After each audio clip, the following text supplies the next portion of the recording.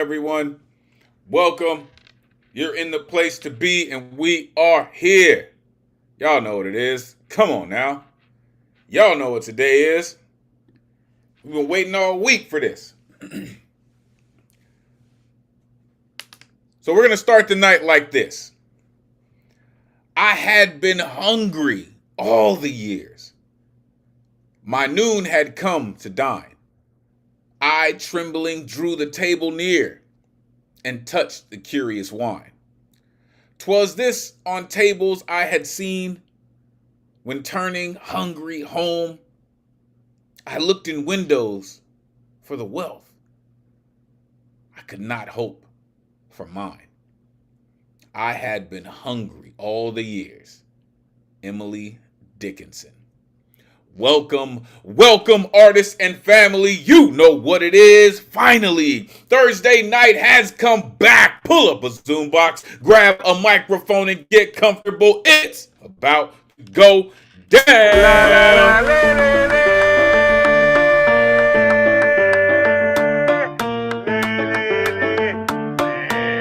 Oh, yeah!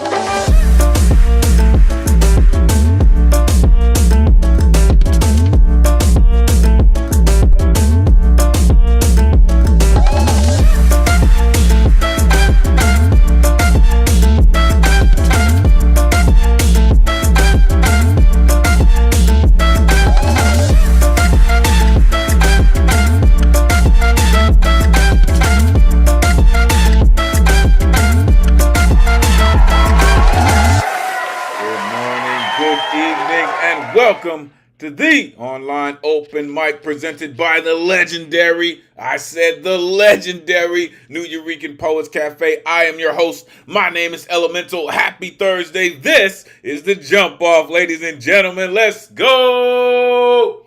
You know how we do, because we've been doing this and doing this and doing this well. Welcome to episode 85. Let's get to it. We do this every Thursday, 8 p.m. Eastern, 5 p.m. Pacific, streaming live on YouTube. If you're watching, we appreciate you. And you would like to join us in the Zoom, the number's on your screen, 977-539-856. Jump in, join the greatest community in the world. Want to know why I say that? Trust and believe we're going to show you this evening. We do this thanks to some dedicated folks who pay these bills, all right? So we would like to thank the New York City Department of Cultural Affairs and the New York State Council on the Arts for hosting these free online events. You can add your energy to the mix with a tax-deductible donation by going to neweurekan.org/contribute. Every dollar counts and is very much appreciated. Make sure you are plugging in with one of the dopest techs in the Zoomverse, the one and only Matthew Motto Keen in the building, Storm Lake in here. You know what it is, straight from Jersey, man. You know how it goes. That cat's all kinds of dope. Also, RMT is in the building. Make sure you are plugging in with RMT all the way in the BX. Also, show some love for our volunteer. Melissa Enriquez is in the building this evening. Appreciate you for being here. This is where you can find me, Elemen2al.com. Take out the T, put in the number 2, Elemen2al.com. So many things going on. Make sure you are plugging in. Tonight's theme, superfoods, willpower. Yo, this is such heavyweight work, right? I know, I'm pretty sure that most of you, if not all of you, have heard of food deserts, all right? It is a very serious thing, all right? People go without food. People have to eat trash, right? We know there are plenty of drive-thrus that'll feed you crapeth for the cheapest price. However, this is really about eating the most healthy things to really bring about the energy in your body, right? And that translates into energy that helps you move forward. So, if your artwork is not on theme this evening, that is still totally cool. We are still looking forward to all of your incredible genius this evening. Next week's theme, coming at you: sacrifice, honoring selflessness. All right. Can y'all believe tomorrow is August 1st already? Like, I don't know where the time is going, but we are already in August, folks. So, that is what we are going to be looking at next week. Here is a look at our upcoming themes. Some sweet, maybe some not, right? But we're going to be touching on a few different things, all right? Let's get to the rules so we can get to the artistry this evening. Artists, turn your cameras on. We are trying to simulate a live open mic as much as possible. Plus, we love to see all the beautiful exuberance that goes into your performance. And as you're approaching the microphone, have your artwork ready. All right, we have a full list this evening. Plus, there will be folks on the good luck round. So, have your artwork ready. Artists, you have 4 minutes to rock. All right. Once you hit that 4-minute mark, you will come across a sound, right?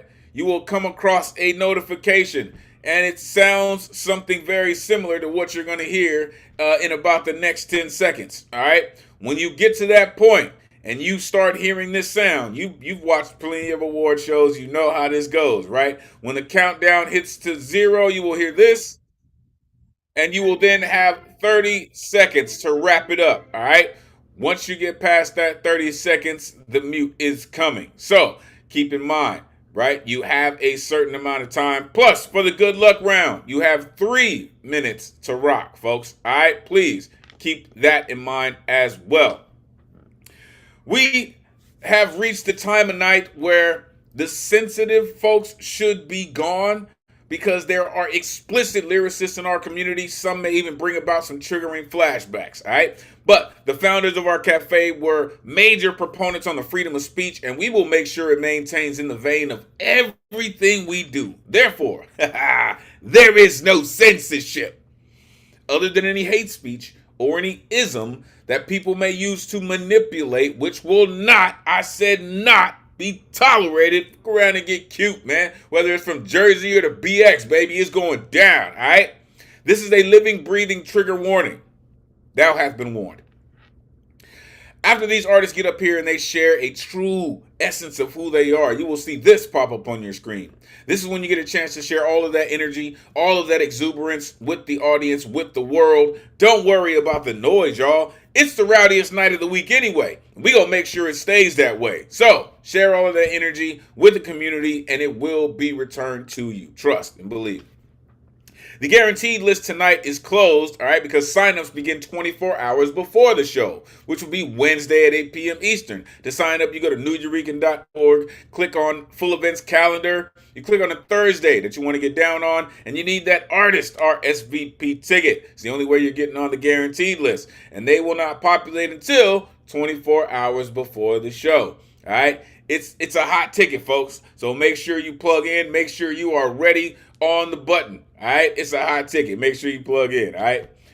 Tonight's list. All of these incredible artists came to get down, and I'm sure all of these folks may not be in the building right at the moment, but they are coming. It's going to be incredible. Let's get to it. There's all my rowdy friends here on Thursday night. I see you. I see you, good people. Angelina, Poet, I see you. Catman Bill in the building. Bonnie Soloway, great to see you. Our resident, goodness, I always mess this up. Our resident descendant of the Starship Enterprise is in the building. Mr. Garland Thompson is here. Ike Waltz, I see the maestro. Rise through her big brown eyes. Michael Sindler, Nashawn the Dawn. Daughter of Krypton is in the building. Bill Elkins is here. Yo, it's going to be a great night. Generalissimo is here. Generalissimo is here. It's going to be delicious. Anytime that gentleman touches the mic, it's going to be delicious.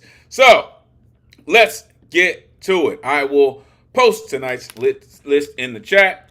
But let's start it off, right? As we have been in the recent weeks, this gentleman, listen, I think he has an affinity for the set it off spot, right? He always has his signature smile locked in with a rhyme that's always right on time. The one and only Eddie Foreman is in the building. Come on, Eddie. Let these folks know where they can find you. Great to see you as always. Come on, man. Set it off. And it's great to see you too, my brother. Like no other words like thunder. That burn is right under. Thank you so very much for having me on this wonderful show. I love to bask in everyone's glow. If you don't know, now you know. My name is Ed Protestable, feeling fantastic. Please, it's time you can join my rhyme. 5 plus a bime. I got one short piece and another piece, so I'll take too much time. This first piece is called Gimme Poetry. Gimme poetry or gimme death. Resist the tormentors in your old my centers. Use rolling daggers to attack the attackers. The dream isn't over. Embrace the exposure. Understand stupidity is king. Don't let them clip your wings. I embrace the revolution to change the shallow institution.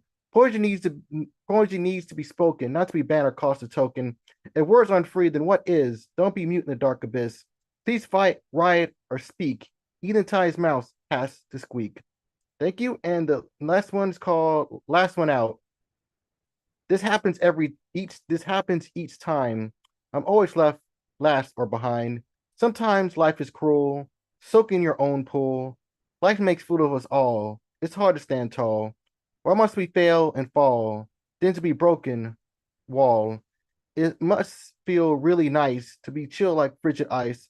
I thought I could make it. It's all good till you get hit. I'm stuck in a sinking pit full of melancholy bullshit, being crushed as I can, avoid a loving hand. I feel the quiet rain weeping inside my pain.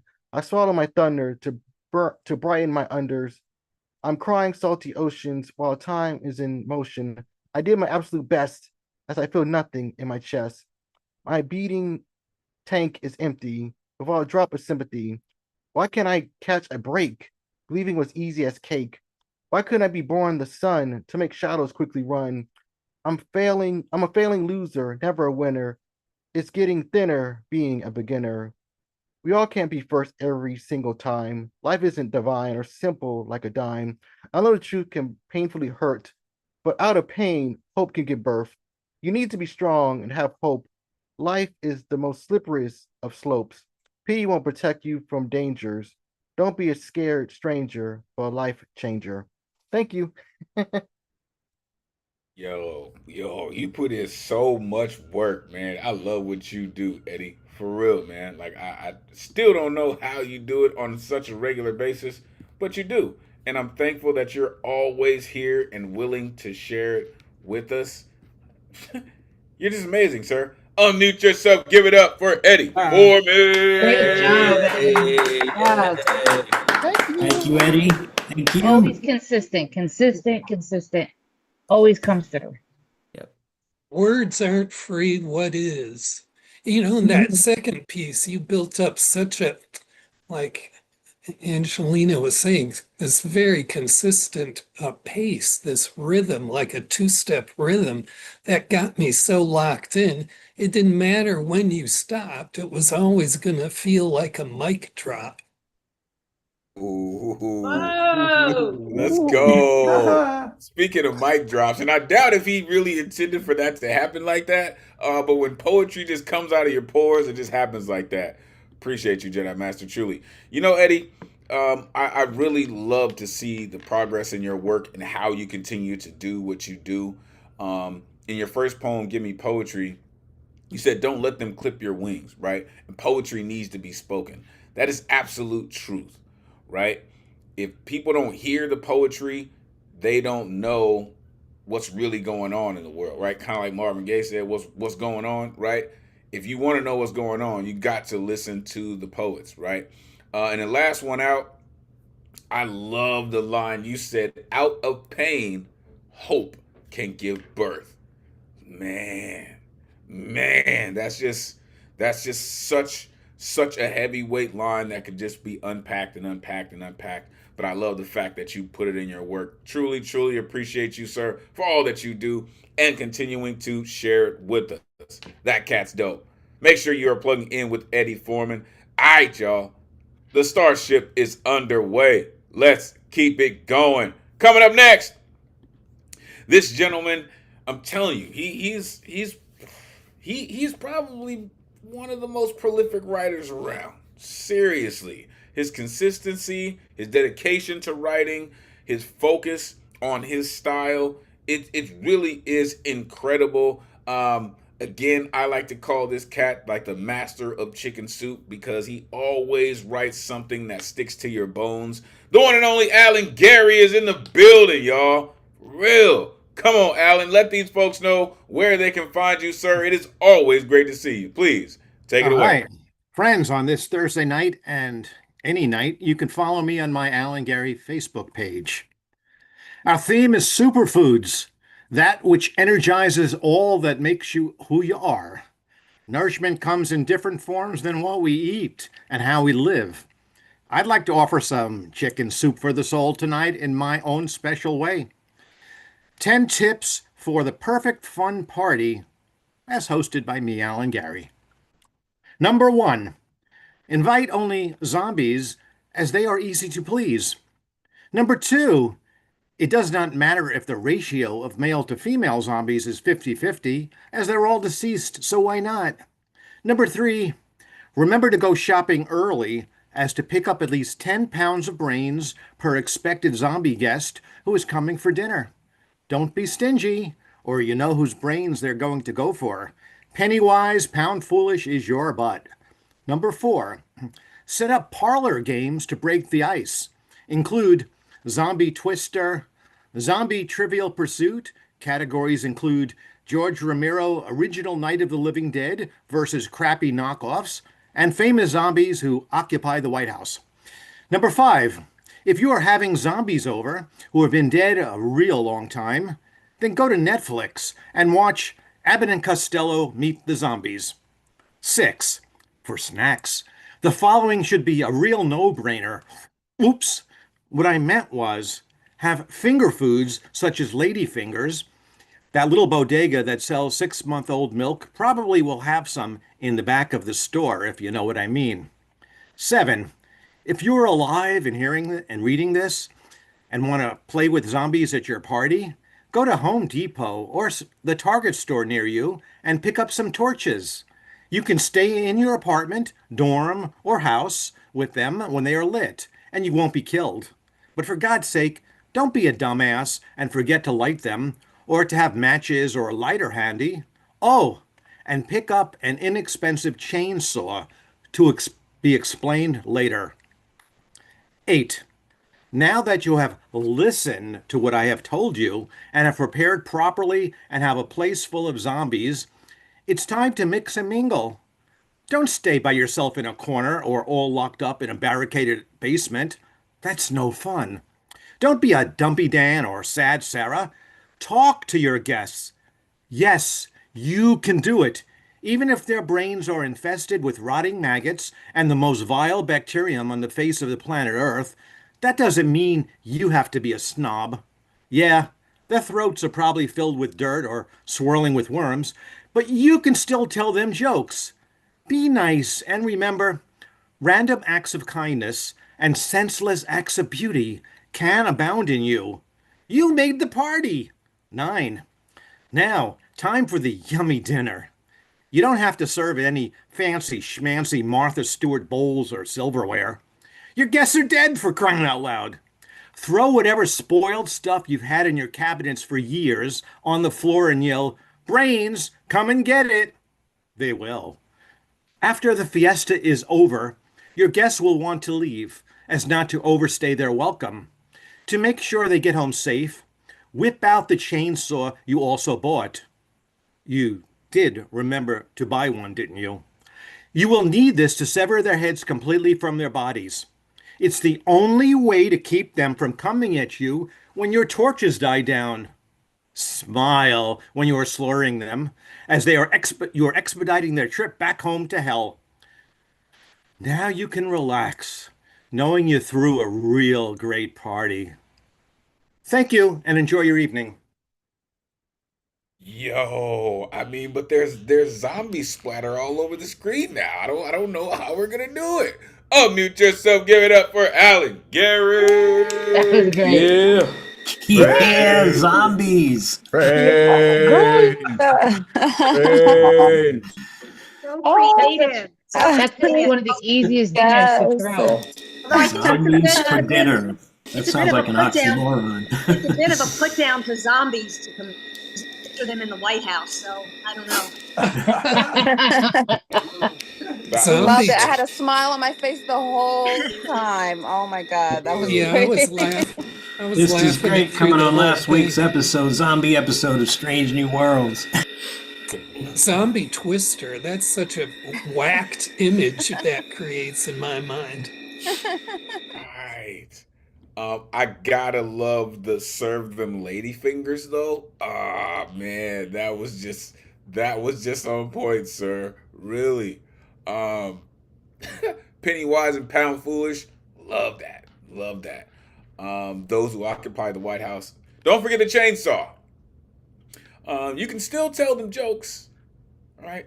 Don't forget about the senseless acts of beauty and smile when you're slaughtering them. Like I don't know, I don't know if that's gonna make them happier, but it may make you feel better about it.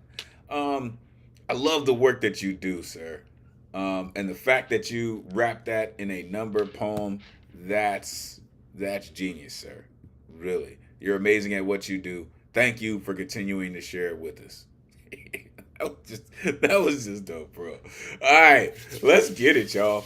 Coming up next, all the way across the pond where it's wicked late, the most eloquent writer in the world, Dr. Love himself, the one and only Lantern Carrier is in the building. Come on, Lantern, let these folks know where they can find you. Great to see you, brother. Please, take it away. Thank you. Details in the chat. Love is the supreme artist, and art in the most effective sense is a sublime truth. Superfoods and willpower can be approached in a similar way. In the quiet suburbs of Jamaica, Queens, New York, there is an enduring restaurant called Anam Brahma. It means food is God and feeds off a superfood called prayer, giving it the capacity to serve customers for nearly 60 years. The great yogi Sadhu Sundar Singh said that prayer is an attempt to lay hold of God itself. And in the tradition of the rishis and seers, food is love. Go ask my beloved mother in the sacred realms of paradise. Love is truly a peerless superfood for all. Still, let me take you to the fireside chats of students and griot eating ugali and jollof rice with jerk chicken beneath huge ancient baobab trees, their large branches spreading like tentacles, offering breeze and shade to all. Here, chelas listen to the secrets of elders and learn of the great Mali Empire, of the willpower of the Mandinka and more. In Ethiopia, they relied on beso for strength, but right here, nourishment came from the baobab and moringa. The baobab is a nutritional wonder, nourishing African communities for centuries. Known as the tree of life, it is rich in multivitamins, averaging 10 times more vitamin C than oranges. It is high in dietary fiber, supporting immunity and skin health. It promotes digestion, encourages the excellence of a gut, sending daily signals to excretory systems. Baobab utilizes polyphenols to combat oxidative stress and chronic diseases, its essential minerals, powering our bones and limbs and ensuring a stable blood pressure.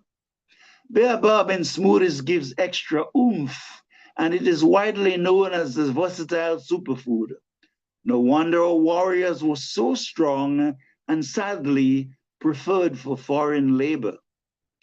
Moringa is known as the miracle tree in Africa, and the entire plant is utilized as a stable diet. It is high in quercetin, reduces inflammation, and balances free radicals to maintain cellular health. It is beneficial to the eyes and immune function, lowers blood sugar, and is a complete protein with all amino acids essential for growth, muscle, energy, and tissue repair. There are other superfoods effective and necessary to good health. Among them is the popular spirulina, chia seeds, the Ayurvedic amla, extremely rich in vitamin C, ashwagandha for inner strength, and Chinese Siberian ginseng for energy and tonification, nourishment and replenishment of vital energy of blood. However, African sportsmen and women are known for their speed, stamina, and physical prowess. And so I'd like to add amaranth and fonio, seeds from Burkina Faso and East Africa, and to finish with teft, the Ethiopian base for injera, which, like moringa, is another complete source of protein. It is rich in iron, supporting red blood cell formation, and keeps anemia at bay. Permit me to add a slice of Caribbean plantain to please my mum in a haven of supernal bliss. Lantern Carrier, thank you. That dude's amazing. That dude's amazing every single time. Unmute yourself. Give it up for Lantern. Carrier. Yes. Bravo, Lantern. Thank you for reminding me. I have moringa in my cabinet. I need to start using. Wow. Thank you. That was amazing. That was amazing. Yes. Thank you. Absolutely. Yeah, Seriously.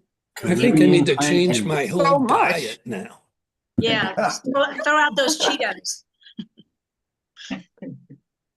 You know, in true dietitian fashion, he came through as Lantern does. And he gave us an entire history lessons on why superfoods are important. Right? First of all, he said, love is a supreme artist. I told you, this dude, him and love have this spiritual connection. Food is God. Feeds off a superfood called prayer. Come on. What? The willpower of the Mandinka. Nourishment came from the baobab and moringa. No wonder our warriors were so strong. The entire plant was utilized. I think that's very significant because so much of what we use, whether it's fruit or vegetable, gets thrown out. He mentioned free radicals, spirulina, chia seeds, and ashwagandha. Like, if you don't know these things, please go back and watch the stream and pause them and search all of these things because everything that he was saying was on point. Do your own research. Amazing, Lantern. Thank you.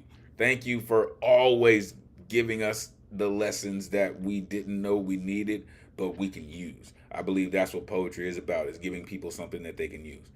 Thank you, sir. Truly appreciate you. All right.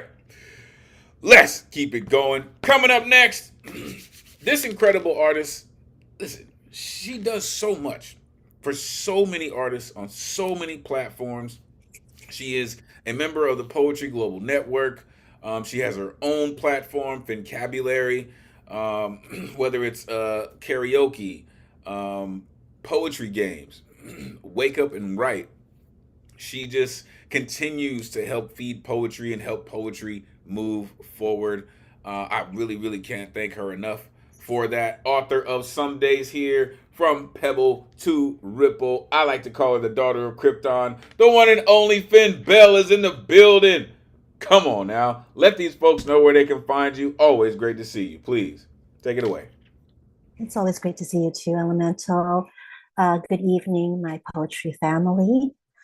And so I spent these past few months, since we got together on this pandemic stage, together in Zoom, I like to put comments in the chat directly from quotes. And lately, last few months, I've been collecting them. And so the lines I collected from different people's poems, I decided to make into a community cento. So you may recognize some of your lines in here. I call this Our Fractured Narratives Make Perfect Sense, the community center. Since we are each other's superfood, our poetry is each other's superfood. I am not a sweet thing. She played me just to say, your loneliness isn't your tombstone. These poems were exits from my body. The mermaid sang her spell, drawn in so close by cursive curls, hand-drawn lines that flew like birds, showering condiments across my living room. Sometimes there's a gift in hiding. Emotional parkour steals hearts with magpies. No torsos in the flower beds. Ink and ego. The dirt is nothing. Only the sound that emanates from it when killing machines obscure the sun. We must resist when speech is sanitized. Do I compound the blasphemy when I feel forsaken? Grant not greed be my mantle, questing for an illusion of a lost summer of love, saddened that his bed has become a tomb. Happiness is always in the next location. Put the caterpillar back in the mere obscurity of the garden. Absolute power corrupts absolutely. What would a mockingbird have to mock? We are still the biggest bullies on the block. Who minds the stone where we atone? Here I sit growing into my age jacket, cement sanctuary of silence. The mermaid sang her spell. You are made out of dust and ashes, dancing grass on feet in the bare summer. I drank your body. I want to be the weather. I want to be the atmospheric river. I want to be prayed to and about. Sometimes there's a gift in hiding. The tree was magnanimous. The Arizona wind will whisper a Stevie Wonder song. Crying when happy is genetic. Your loneliness isn't your tomb. Grant not greed be my mantle, questing for an illusion of a lost summer of love, saddened that his bed has become a tomb. Happiness is always in the next location. What would a mockingbird have to mock? Absolute power corrupts absolutely. Put the caterpillar back in the near obscurity of the garden. I am not the sweet thing, who are still the biggest bullies in the block, who mind the stone where we atone. These poems were exits from my body. The mermaid sang her spell. You are made out of dust and ashes, drawn in so close by cursive curls, hand-drawn lines that flew like birds, showering condiments across my living room. Sometimes there's a gift in hiding. Emotional parkour steals hearts with magpies. No torsos in the flower beds, ink and ego. The dirt is nothing. The trees were magnanimous. The Arizona wind will whisper a Stevie Wonder tune. Crying when happy is genetic. Your loneliness isn't your tombstone. Thank you. That was just freaking brilliant. Unmute yourself. Give it up for Finn. That was Beautiful. amazing. Typically Thank you, beautiful. Finn. Oh, so beautiful. Brought, Finn. brought you. all these different pieces together and you make it work. Yeah. That was dope. That was dope. Great job. Yeah, you're like some kind of expert poetry chef, taking all those different ingredients and turning them into this wonderful Exactly. sustenance. Perfect. Perfect, Paul. It sounds like a poem, a poetry style that I've come across where you write poems in a column, in two columns. You read one column, you read the next column, and then you can read them across. Can't think of the name of the form. Someone hit me with it. I know someone knows. Someone hit me with it. But it almost sounded like you read it forward, and then you read it backwards. But then again, it reminded me that you were like reading it side to side. Such a beautifully creative idea, really, for making it a cento poem and then bringing it back with like a refrain. It was contrapuntal. Thank you, Generalissimo. Yes. Yes. See what I'm saying? Greatest community in the world. I am not a sweet thing. Sometimes there's a gift in hiding. No torsos in flower beds. Trust me, don't bury body parts in flower beds. It won't grow. We must resist when speech is sanitized. Absolutely love that. Who minds the stone that we atone? I want to be the weather, crying when happiness is genetic. I am not sweet thing. Hand-drawn lines that flew like birds. I don't know where the inspiration for that came from, but I need to make sure that you document that. Really. Make sure that's a part of your next manuscript, because that was absolutely amazing. Truly. Thank you for that. Thank you for that level of creativity, and being fearless enough to share it with us. Amazing. Truly appreciate you. Make sure you plug me in with all things Fincabulary. Shout out Grasshopper. Bro. All right. Coming up next. Yo, this gentleman is so next level. One of my spiritual advisors. Peace to the gods for all the knowledge, wisdom, and understanding that they provide. This gentleman, in the vein of the last poets, came to do lots of things, but I guarantee you he did not come here to tap dance. The one and only Baba Ngoma is in the building. Come on, Baba. Let these folks know where they can find you. Always great to see you, God. Please, take it away. Yeah, what's up, y'all? Info's in the chat. I'm going to try to do these 2 poems in 4 minutes here, right?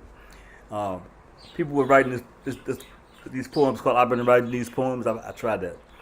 I've been writing these poems since before the beginning of time, when black people ruled the world that was known as Kemet.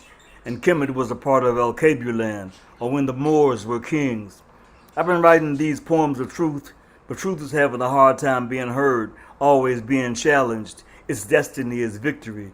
The truth when crushed to earth will rise again. I remember chattel slavery, but slavery is only a short time in history. Some of us dare to tell this story. That's why I spit these truths into the omniverse, leaving its mark on the walls of your consciousness, praying it won't be erased from the archives of existence. I remember the future, where the righteous shall rule again. I've been writing these poems since the planet goes in circles. I was digging in the crates a little bit, and I found this poem here. I was a vegetarian from 1992 until 2009, and I wrote this poem when I was doing that, so I'll just give y'all a little thing. It's called USDA Certified Nutricide. It's dangerous amongst the meat eaters, devours a ground dead cow carcass, smelling fried blood boiled in oil, medium rare they babble, stupid cow eaters, intestines reeking of garbage cans for stomachs crying, help me, save me from disease. Food is eating me, flesh consumption, constipation, karma crying, colon cancer candidate with a date to the cemetery, money can't save you. Oh, conspicuous victim of consumer culture, disguised as culture, eaters of unborn chicken carcass on the side, you can't hide. Breakfast may kill you, faster than AZT, which is deadlier than HIV, faster than the PBA and their motto, kill a nigga a day, or the BLA, kill a pig a day. Keep oppression away.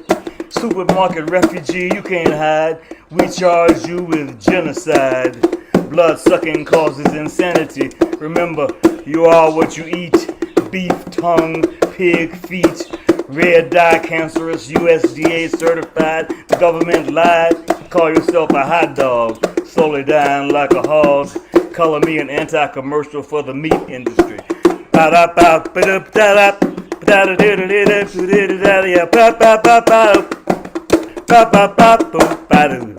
Scream it up, doody, pom pom pom pom pom.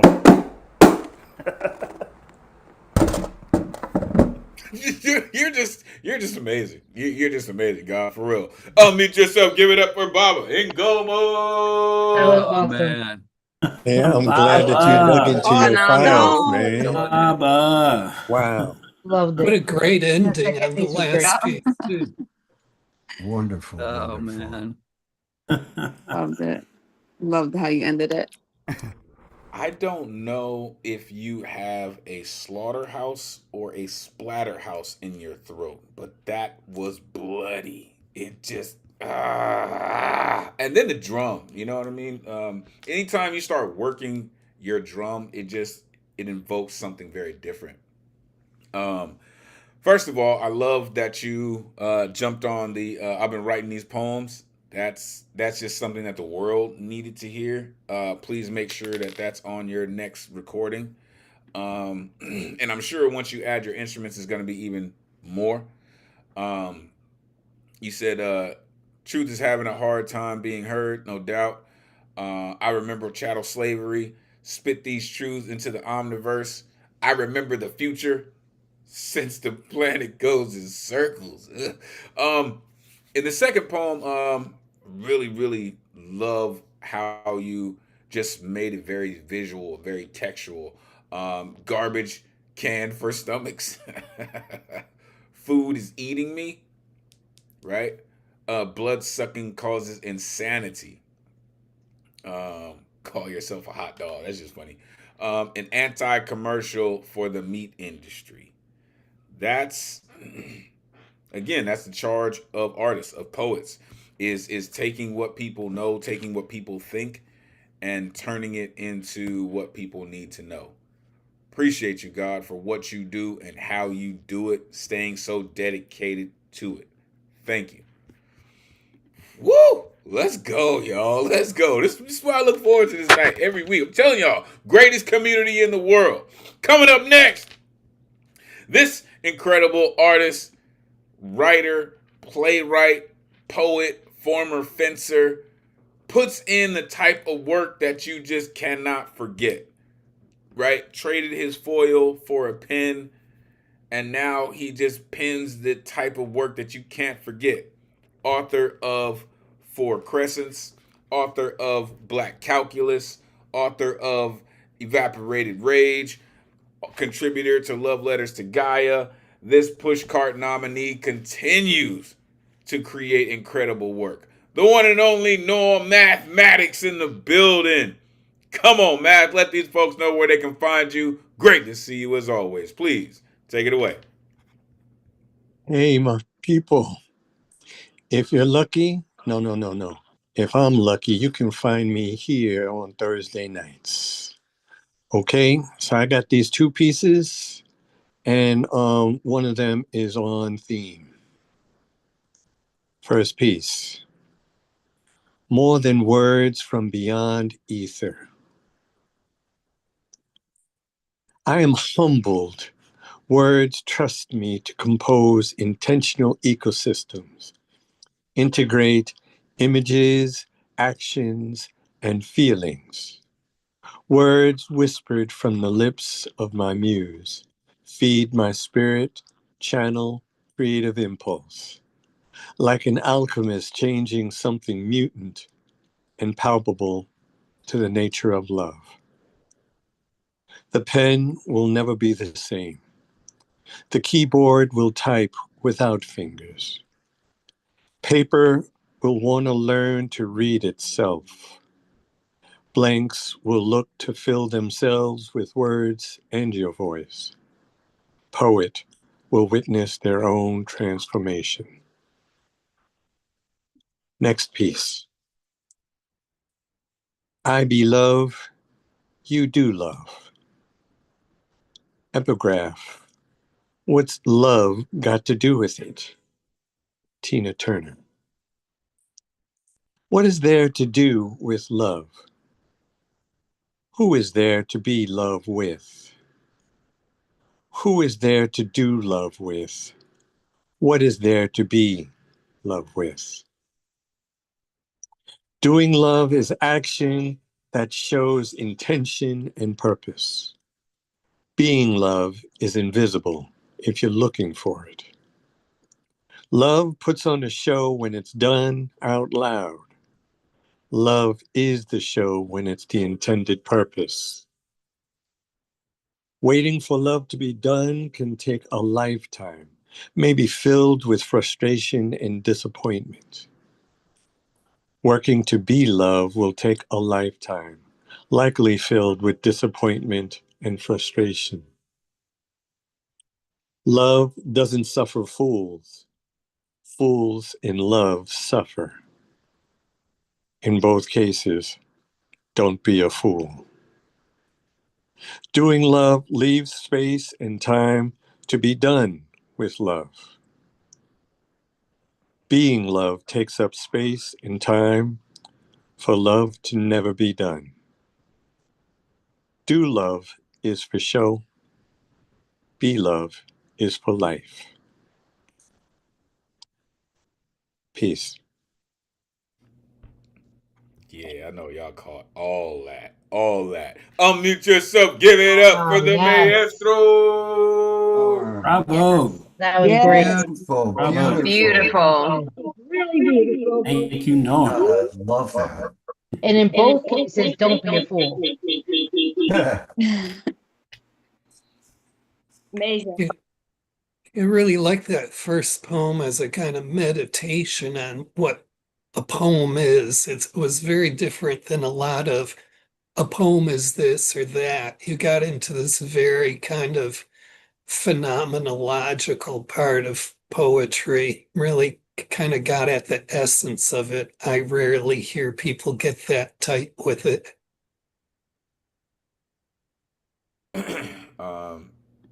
How succinct you are with your inspiration is very key to delivering your work the way you do, and it lands right. You have a pinpoint delivery. As I said, he's a former fencer. He traded his foil for his pen, and you can see that same type of dedication and precision in how he writes. I am thankful words trust me. Called himself an alchemist, folks. And if you know anything about alchemy, it's real. The keyboard will type without fingers. Poets will witness their own transformation. I think we get to witness that real time, and we have over these past few years together. In your second poem, the way that you just kind of moved things around, right? You just had a world without walls, right? Who is there to be loved with?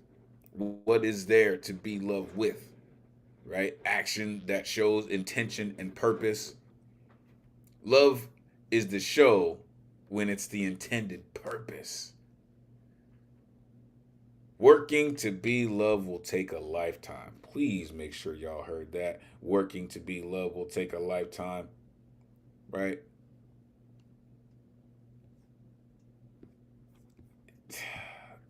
Do love is for show, be love is for life. You're just amazing, sir. And if we're lucky, you'll be here every Thursday night because you do what you do so incredibly. Truly appreciate you, sir.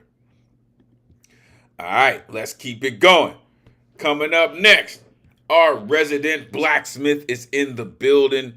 Beat Poet Laureate of Colorado, Mr. Lighthouse Writer himself, whose pen stays so incredibly sharp. You're about to find out why. The one and only Michael Sindler is in the building. Come on, sir. Let these folks know where they can find you. It is always great to see you. Please take it away. Always great to see you and all these great other people reading. And also, I can't help but note that there's a whole bunch of other great poets that aren't going to get to read tonight that are here supporting us. And I just really appreciate all them. You know, we all who are getting a chance love y'all too and look forward to hearing y'all next time. I'm going to go ahead and put my little lighthousewriters.org up here, all kinds of neat stuff. They're actually having their Queer Creative Festival going on this weekend, which is a not a virtual event, unfortunately. hopefully maybe next year they'll have some virtual things for that. But it's still a great thing, great community thing. I'm sticking to food. I'm going to start with one that wrote about a really wonderful man who passed away a couple years ago, who was a loyal customer, ate twice a day at the place I worked. It's called Bill. Dessert first, his familiar motto, resident with chosen joy, Kuan Yin invisible on shoulder, compassion wafting like cologne, laugh reverberating in time with surrounding heartbeats, promptly centered souls following wild smile into fellowship, lanky frame leaning back, bony knees tucked under table, paper plated macrobiotic meal and peach pie slice appetizer. Plastic fork looks puny in long, knotty knuckled fingers. Moment never rushed, elder hewn and polished joke, flowing golden, glowing golden story spun, or good ear given to carefully listen, sure a sign of a true friend. Day after day after day, anticipated return, always a delight, even sweeter than an immediate dessert. And this next one is just straight out food. It's called cornucopia. Avocado and cassava, peanut and tomato, chocolate and tapioca, peppers and potato, transported from the Americas. These and other native foods transform the cuisines of other lands. In almost every culture, they're used. Chilies hot enough to raise blisters. And let us not forget these, the three sacred sisters, squash and corn and beans. Cooks and chefs prepare specialties in kitchens around the earthly sphere. At the heart of all these varieties, ingredients that came from here. Treasures stolen from these shores by European invasion now reside on shelves of stores and pantries of every nation. Flavors connected with glories of 4 other continents are Turtle Island foodstuffs turned into entrees and condiments. And lastly, this little short one called Found Tape to Fridge. Before you open, there are things inside you might not want to find. There are things that were fresh that now are rotten. There are containers put back empty. There are containers whose contents are sour. Everything inside is dying a bit more, hour by hour. The light may have burned out. Okay, thank you. Your delivery is so incredible, sir. Unmute yourself. Give it up for Michael Yes. Schindler. All right, Mike. Yes, Woo! yes, Yeah. and yes. Thank you, Mike. Yeah. That Just delivery, man. just commands that we listen to, you know, Yes. but not in a commanding way. That's the beauty of it, really. But you get taken in by the delivery. You get taken in. It's Yeah. just, it's so smooth. The transition, it's just on point as always. Yeah, and on that last piece, it's like, you're taken in by every line, but you can't anticipate what's going to happen next. It's you invent some other completely different direction to go in. If I was reading that on the refrigerator, I'd never eat anything. Okay. I absolutely love when poets approach something like food because, we're most creative folks in the world. So when you approach something like food, we don't just see something sitting on a plate. We don't just see ingredients in a refrigerator, right? We see inspiration, right? Um, when you start off by explaining or describing someone, right? I think that's very key when you start talking about food and how they approach food, right? In your first poem, you mentioned compassion wafting like cologne, right? Even sweeter than an immediate dessert. I think that's just it's just beautifully textured. The three sacred sisters, flavors connected with glory. Um, I think that is what a chef's job is, right? To connect foods and spices to present you something that just takes your taste buds to another world. And you did exactly that with your work this evening. Thank you, sir, for all that you do and continuing to share it with us. You're absolutely amazing. Truly appreciate you.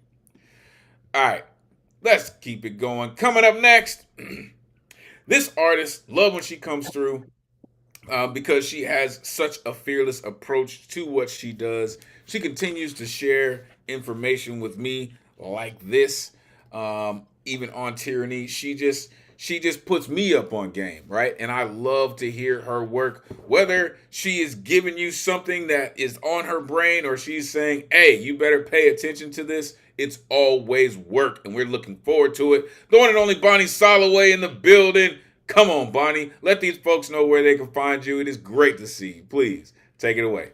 Thank you so much, Elemental. Glad you enjoyed the books.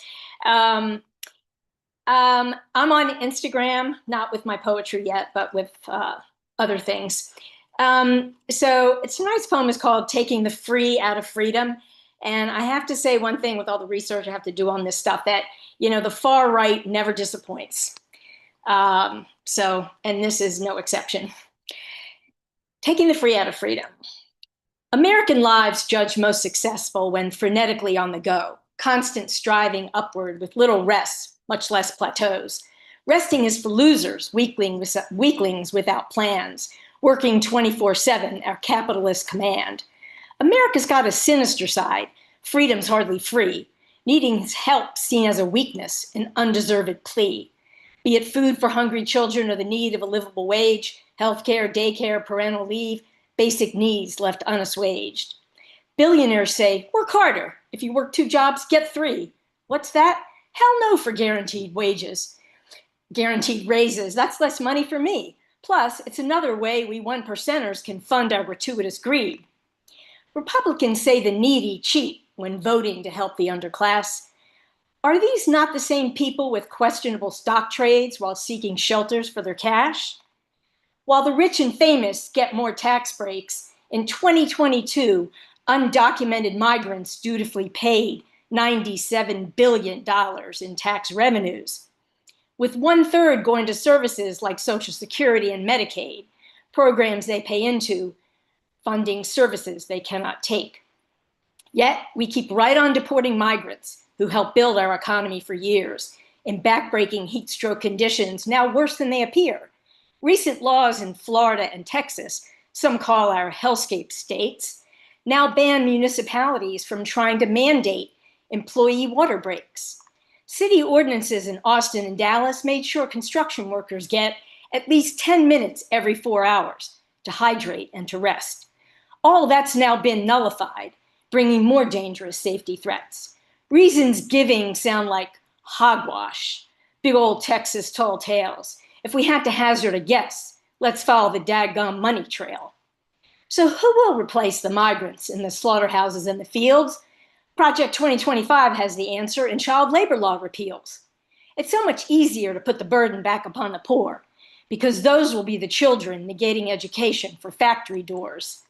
Not to point the finger, but it's mainly red-run states willing to degrade a class of people by whatever means it takes, obstructing federal safety legislation in effect for 100 years, paying sub-minimum wages for hazardous jobs even adults might fear, extending young teens' workweek hours, eliminating breaks for meals, working overnight shifts on school nights.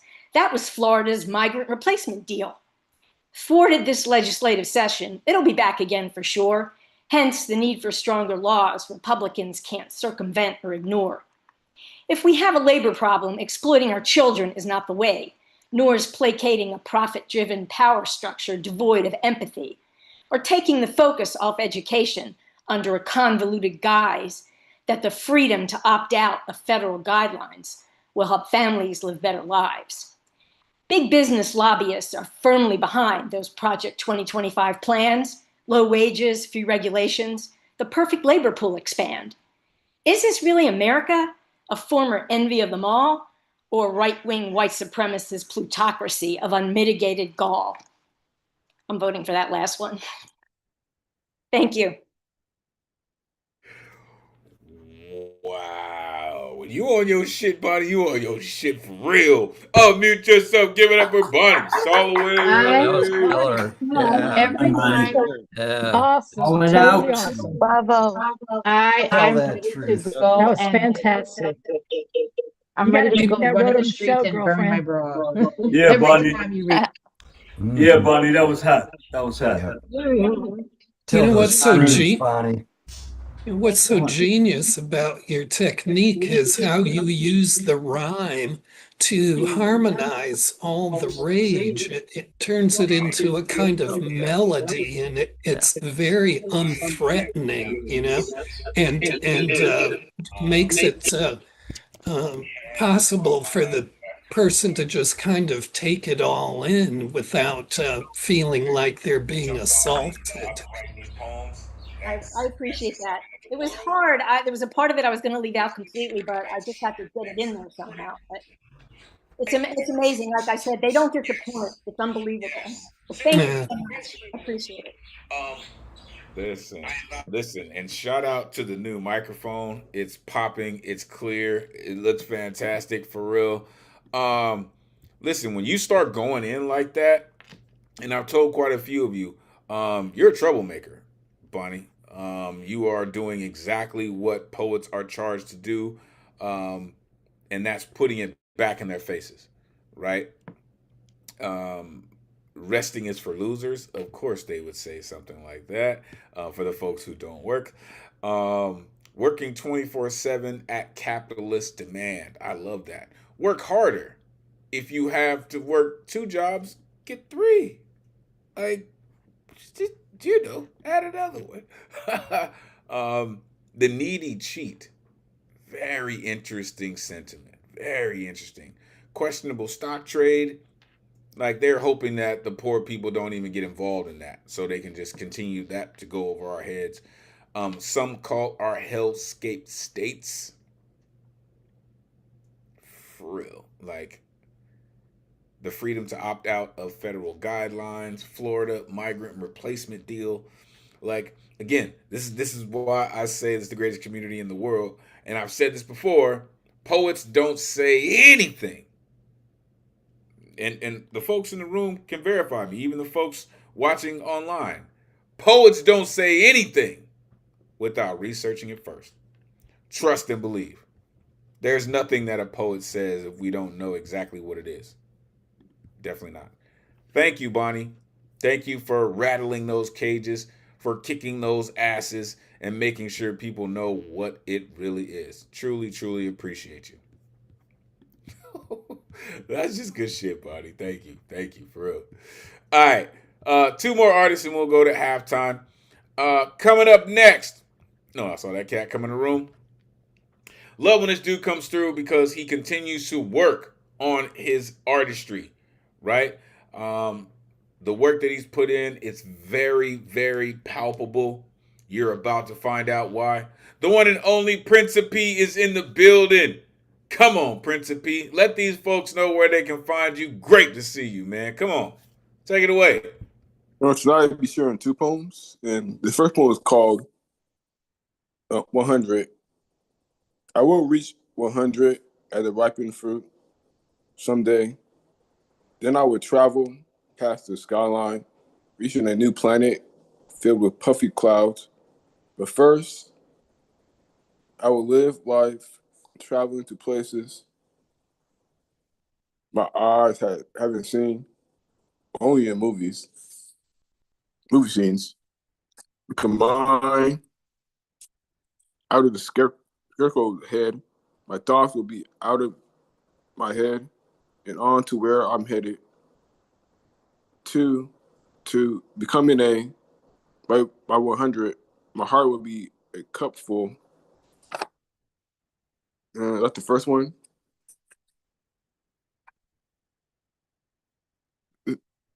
It a misgiving wherever I can be a. I wonder if my chops can cut like the rest. Trying to be, but in the city I don't touch grass in.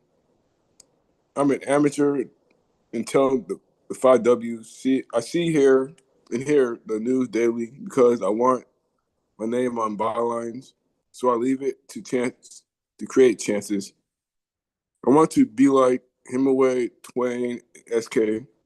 Take the door that leads to another. That's all I have right now.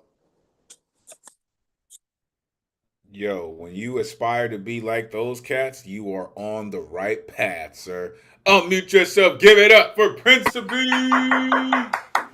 Yes, Principe. Thank you. Thank you, Principe. You're welcome. Yeah, It's been a long time. Love it. You revealed a great secret to me. You said, I leave it to chance to create chances. Yeah. Brilliant, sir. Kind of brilliant. I'm just saying. This is why I say that, right?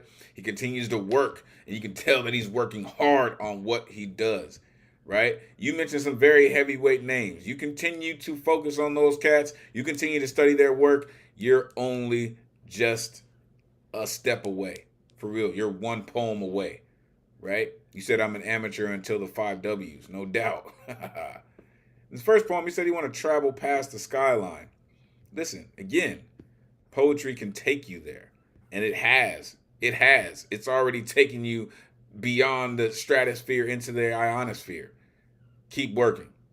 You're on your way, sir. Appreciate you, Principe. All right. One more artist, and we will go to halftime. Coming up next, this incredible artist, whether he has his instrument like he does this evening, whether he's telling jokes or reading from one of his incredible books, this artist is he's just so uniquely him, right? And I'm looking forward to him explaining what this furball thing is that we're seeing in the screen. I have no idea what this is, but I'm looking forward to finding out. The one and only Catman Bill is in the building. Come on, Catman. Let these folks know where they can find you. Great to see you, sir. Please, take it away.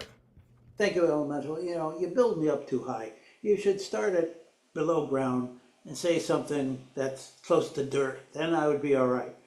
Anyway, you know, I didn't know what I was going to do tonight. I was going to do some dirty shit. I was going to do different things.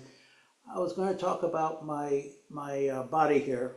And what you see here is just now, this is an epigen usually used for flowers, but I have these all this. I have a horrible case of gorilla chest hair, and it bothers me every once in a while. I shave it off, but I save the hair balls, and now I just had a perfect place for them in my epigen. So I'm going to sing a song to my hair balls because I don't have anything else to do.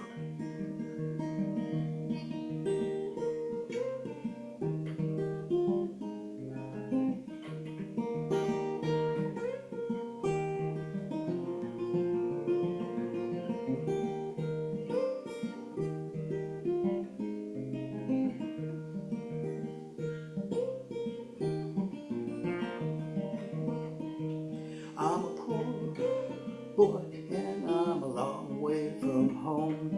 It feels like I ain't got no friend. I'm a poor boy and I'm a long way from home. It feels like I ain't got no friend.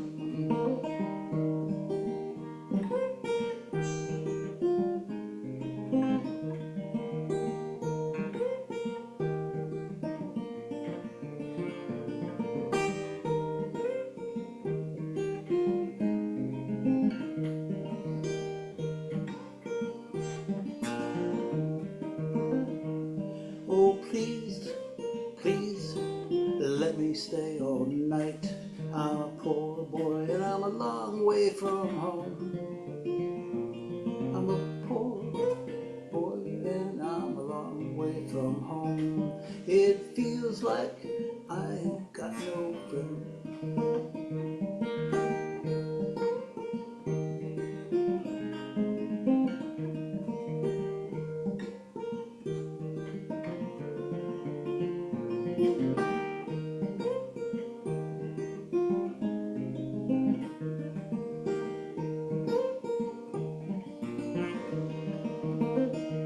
I'm a poor boy and I'm a long way from home. It feels like I ain't got no friend. I'm a poor boy and I'm a long way from home. It feels like I ain't got no friend.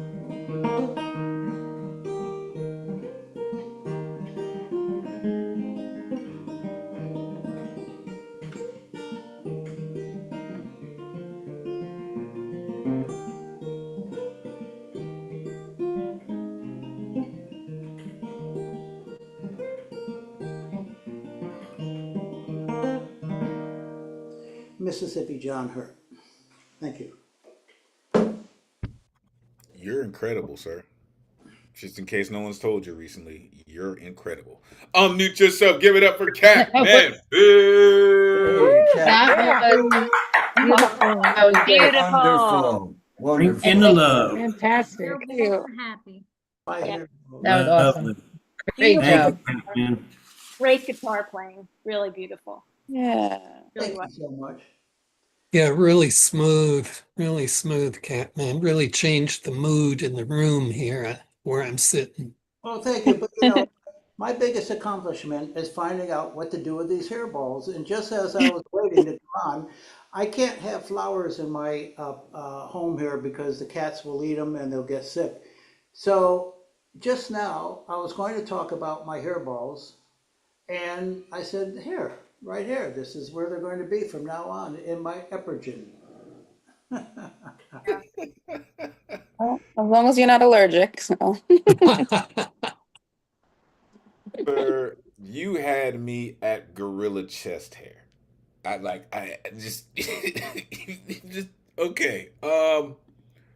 Plus the fact that you put them on display. Absolutely beautiful. Love the shirt, sir. You're such a beautiful representer. Your guitar playing is absolutely stellar. Thank you for always doing what you do. Again, your musicianship is amazing. Folks, make sure you see the book that he had in there in his screen. He is a published author, all kinds of incredible. Thank you so much for what you do, Catman. It is always great to hear you, sir. Thank you. All right. Before we move on, I am going to pass it to one of the dopest techs in the Zoomverse, the one and only Ron Mark Thompson, a.k.a. RMT. You're not down with RMT by now, damn it. You should be. All the way up in the BX. How you feeling, Ron? I'm feeling okay. As always, it's great to hear from everyone. What a wonderful theme and what amazing performances so far. Thank you so much, Elemen2al, for continuing to host our online open mic here at the New Regan Poets Cafe.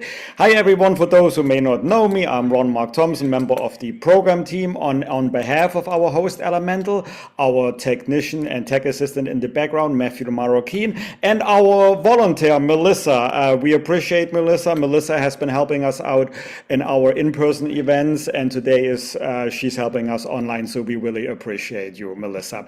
All right, as all or many of you know, we are currently in construction at the New Regan Poets Cafe. It is closed, but we will continue our events throughout New York City at other venues or online. Our in-person events, we continue our New Regan Bowery Slam every Monday at the Bowery Club, Bowery Poetry Club in the Lower East Side of Manhattan. Next one coming up is this Monday and will be hosted by Luna Rosa. And on Friday, we just had our Final Friday Slam last week on Friday in July. With our new co-hosts Paul Concasso and Matthew Marroquin. Next one is coming up August 29th at the Puerto Rican Traveling Theater. If you are planning to come to New York City, we would love to have you come and check us out either on Mondays or the last Friday of the month. But if you are not in New York City, but you still want to follow our slam season and who is winning and who makes it to the slam team and who is performing, just go to our website, newregan.org/slam.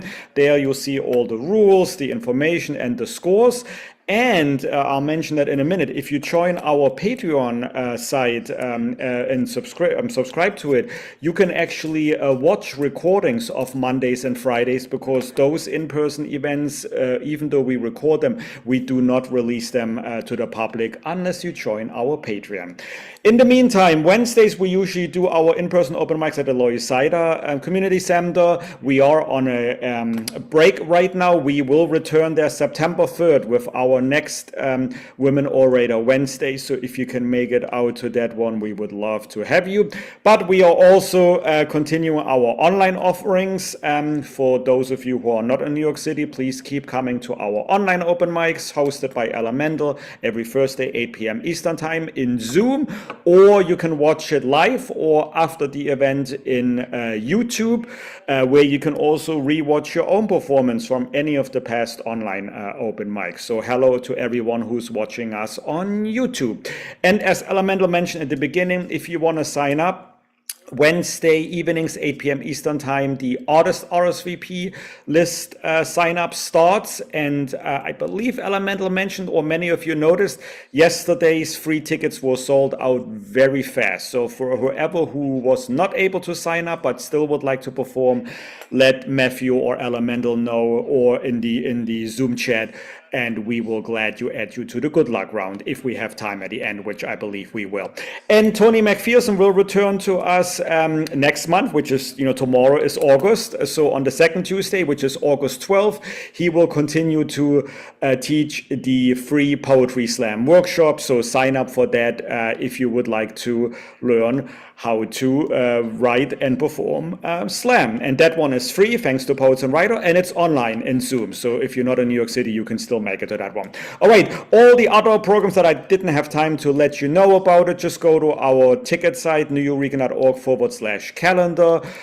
We have other in-person and online events. For example, International Center of Photography. We will return there August 16, which is a Saturday. It's Community Day, and Brian Acosta Aria will be hosting our next 1000 Words open mic there. So come on out for this if you can make it. If you cannot, then check out all of our social media handles and links on our link tree. Matthew is very busy every day populating and posting newest content on all of our social media platforms. So we thank him for this. And of course, also our program team who prepare all of our social media posts. And if you can watch, if you want to watch any of the past online open mics or the live streamed recordings of our Loisaida open mics, just go to our YouTube channel at New Regan Poets Cafe. There you will find everything else that we have released publicly, including some one-time events, for example, the Poetry in the Park at Battery Park City. Those are on there as well. Other ways you can support us is buying our merchandise, hats, tote bags, shirts, cups. You can get them online, newregan.org/merch, which is short for merchandise, and they will be shipped to you. And the last way, and another way to support us, is of course to donate. We are a non-for-profit organization. We are trying very hard to get grants and funding from other organizations, and then some of the ticket sales also help. But as you know, our online open mic and some of the other events are free, but we need to pay for them, obviously. So help us by either donating tax deductible or join our Patreon site with a subscription where we give you access to previous content that is not publicly available. And on that note, let us continue with our next performer, which I wish I would have left my list open so I would actually have seen it. This is why I'm not the host. This is why I'm here in the background. Oh, yes, it is Osho Nguyen. Let me unmute you. Welcome back to our online open mic, hailing in from Harlem, New York City. Always great to hear you. I missed you on Governor's Island when your husband performed there. Maybe I didn't see you there, but it's always good to see you here on Thursday. I'm sorry? I didn't go. Oh, okay. Well, then I'm pretty sure. It was a little difficult to navigate. I know, it is though. But hey, at least we're happy to have you here online instead. So this is always a great treat. Everyone, welcome back. Osho Nguyen. Thank you so much. So I can be found in the usual places, and I can be found sometimes in random places here in New York doing spontaneous prayer. I am not on theme tonight, and this is a very old piece that I'm getting ready to do, but it's called The Sound of Religion. What is the sound of religion? Is it the call to prayer sounding 5 times a day? Is it thousands of carillon bells ringing? Is it the patriotic cynical drama show called sermon? Is it the drum call sounding from countless drums accented by the ding, ding, ding, ding, ding of the cowbell? The sound of religion is the sound of religion rehearsed from the sound of religion rehearsed from a sworn priest's lips. Suggestive whispers into the devotees' hearts, the soft hits of money sliding into the church coffers, the implied reward for faith sold and bartered in the name of salvation. The real sound of religion is holding the hand of the sick and dying, the clatter of plates from a ghetto soup kitchen, the delivery of clothes to the homeless shelter, the hug of compassion, absence of condemnation, the sweet song of brother and sister. The sound of religion is a prayer of pure thanksgiving, a song of recognition, singing the simple beauty of being, a heart beating in the rhythm of kindness, working for everyone, a vibrating prayer of healing in the name of all that is divine and whole. The sound of religion is universal love.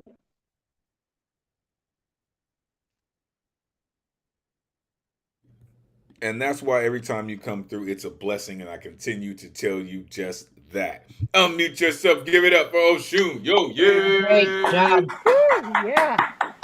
Beautiful. A Oh, blessing. Thank you. Thank you. I'm in the same place I was back when I wrote this. All this stuff being done in the name of religion, which doesn't have the least bit of religion to it. Yeah, say that again.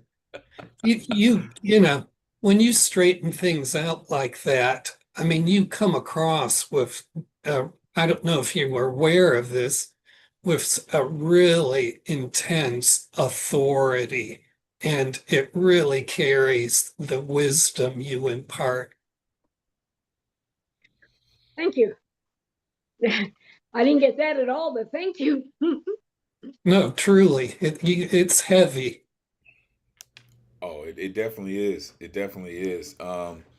She is one of my spiritual advisors, and she speaks a level of truth that is very seldom heard, if ever. And that's why I say it's a blessing every time you come through. You said it's about the plates from the ghetto soup kitchens. It's the absence of condemnation. It's a heart beating in the rhythm of kindness. Anything outside of that, you're probably going in the wrong direction. Appreciate you, priestess, for all that you do and your fervency with which you do it. Thank you. Truly. All right. Listen. Make sure y'all showing your love to RMT. Make sure you show your love to Matthew Marroquin. Make sure you show your love to Marissa Enriquez. So much going on. So many things they're doing in the background. I truly appreciate you all. Couldn't do it without you. Truly. Also, real quick, I want to shout out a couple folks. The Teflon Donna is in the building. Gina Storm is here. Terry Rose Jertson. Brianna M is here. Bill Elkins is in here. Listen, these folks just come to share their energy, man. I can't thank you enough for all of that you share with us. Truly, truly appreciate you being here. All right, let's keep it going. Coming up next, the true Low East Sider in the building. Our resident Gilgamesh, the one and only Jedi Master Paul Skiff is here. Come on, man. Let these folks know where they can find you. Always great to see you, Jedi Master. Please take it away. Well, I'm here now. So, I'm not on theme. What if our dreams themselves have dreams? So you could wake up somewhere and be in a vision place 2 dreams away from the morning. Could anger have its own anger? So you would be a witness caught in an argument between an irritation and annoyance, but only feel a voyeuristic, distant madness? Would that be a shout duet clash with a backstory made of a double aggravation echo? Might there be love felt by love for another person's love loving? Would that be a love chase through a love tangle? How would happiness felt by happy feel? Would it be like hearing a bird sing in the distance? Like an ear tickle felt in the pelvis? Is it possible for ambition to be ambitious about reaching a goal higher than itself that could make effort a miracle of need so wanting stands alone among emptiness in identity's starting place?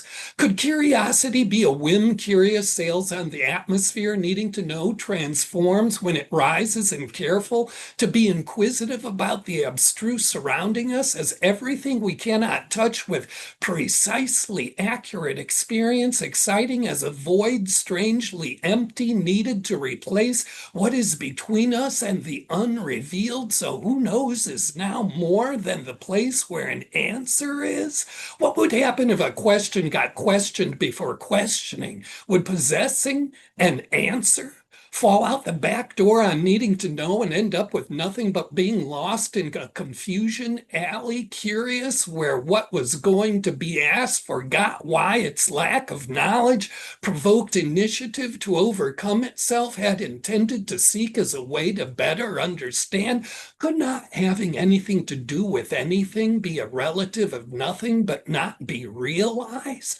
When an important issue is preoccupied by an important issue that takes away its gravity, so weightlessness makes relevance float like laughter as a relief we cannot do anything about, is the value of concern dizzied or sharpened in frustration that simply caring is not enough? When there is an answer to the answer, what happens with being correct?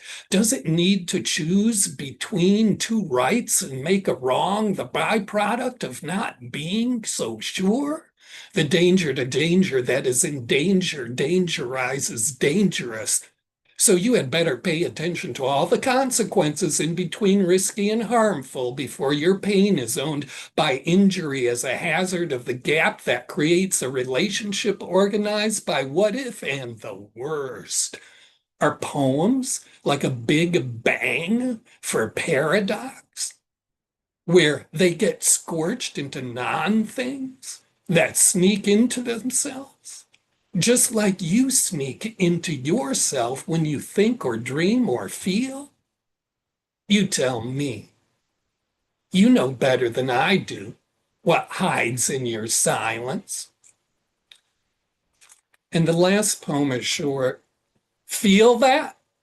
What's going on down there between your legs?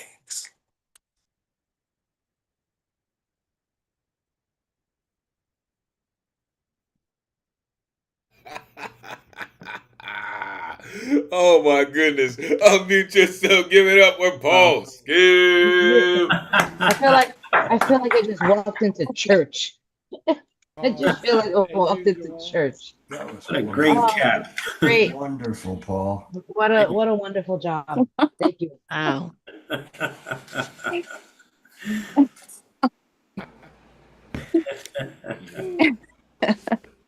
What You it are take? relentless, sir.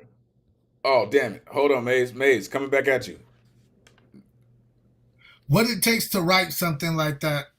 Like there's a level of utter madness, right, that has to exist in the brain to go that far out there and keep sanity still at the tip of your fingers. And like, that's fucking impressive, Paul. Like, do y'all have like coffee mugs, a calendar I can support your team about? Like, how far can I support Crazy? Because if it's producing shit like that, man, that's gorgeous, Paul. That's all I got to say. I'll buy a cup to support the cause. Yeah. Like, that's just what he does, right? And he's so dedicated to it. And I love how you just continue to flip it, Paul, right? What if our dreams themselves had dreams? Love felt by love for another person's love, loving. An ear tickle felt in the pelvis. If a question got questioned before questioning. Like that's how you just run it. You just, amazing work, sir. For real. Thank you for continuing to push our craft forward and inspiring your community. You continue to do that. Thank you for that. All right. Let's keep it going. Coming up next, this incredible author, writer, dabbles in the song verse, former classical dancer, author of PT, as well as something that is going to be happening this weekend. Shout out Dane Ince. Shout out I Publish You. This piece of incredible artwork, 13 poets for a pigeon kiss. These incredible artists are going to be featuring this weekend. Thanks to this incredible gentleman right here. Continues to put some amazing things together, brought together an amazing group of poets. Make sure you plug in the one and only Ike Waltz in the building. I like to call this cat the Vincent Price of poetry. Let these folks know where they can find you, Ike. Great to see you. Please take it away. Here and here. Plenty guns, but no food in Gaza. When guns are in love, they kill. When guns negotiate peace, they kill. When guns listen to the gods, ceasefire kills.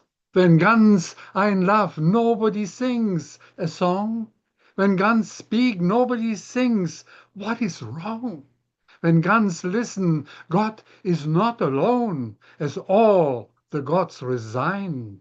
When guns are in love, we pray. When guns speak, children can't eat, can't pray. When guns kill, gods gorge themselves, airlifting scraps for the dead. Only if they have time to spare. When I am in love, I need no guns, but when I speak, my thoughts, my burning thoughts, torture like a killer gun. When I pray, and the obese gods sleep during night, during day, whilst the innocent rot into die. I wished I would wake these gods, so I asked myself, and I ask you, what good have these man-made gods done? And what do they suggest? Really? Go and get a gun. Get it. This is what the man-made gods demand. What's cooking? Willpower or daily special?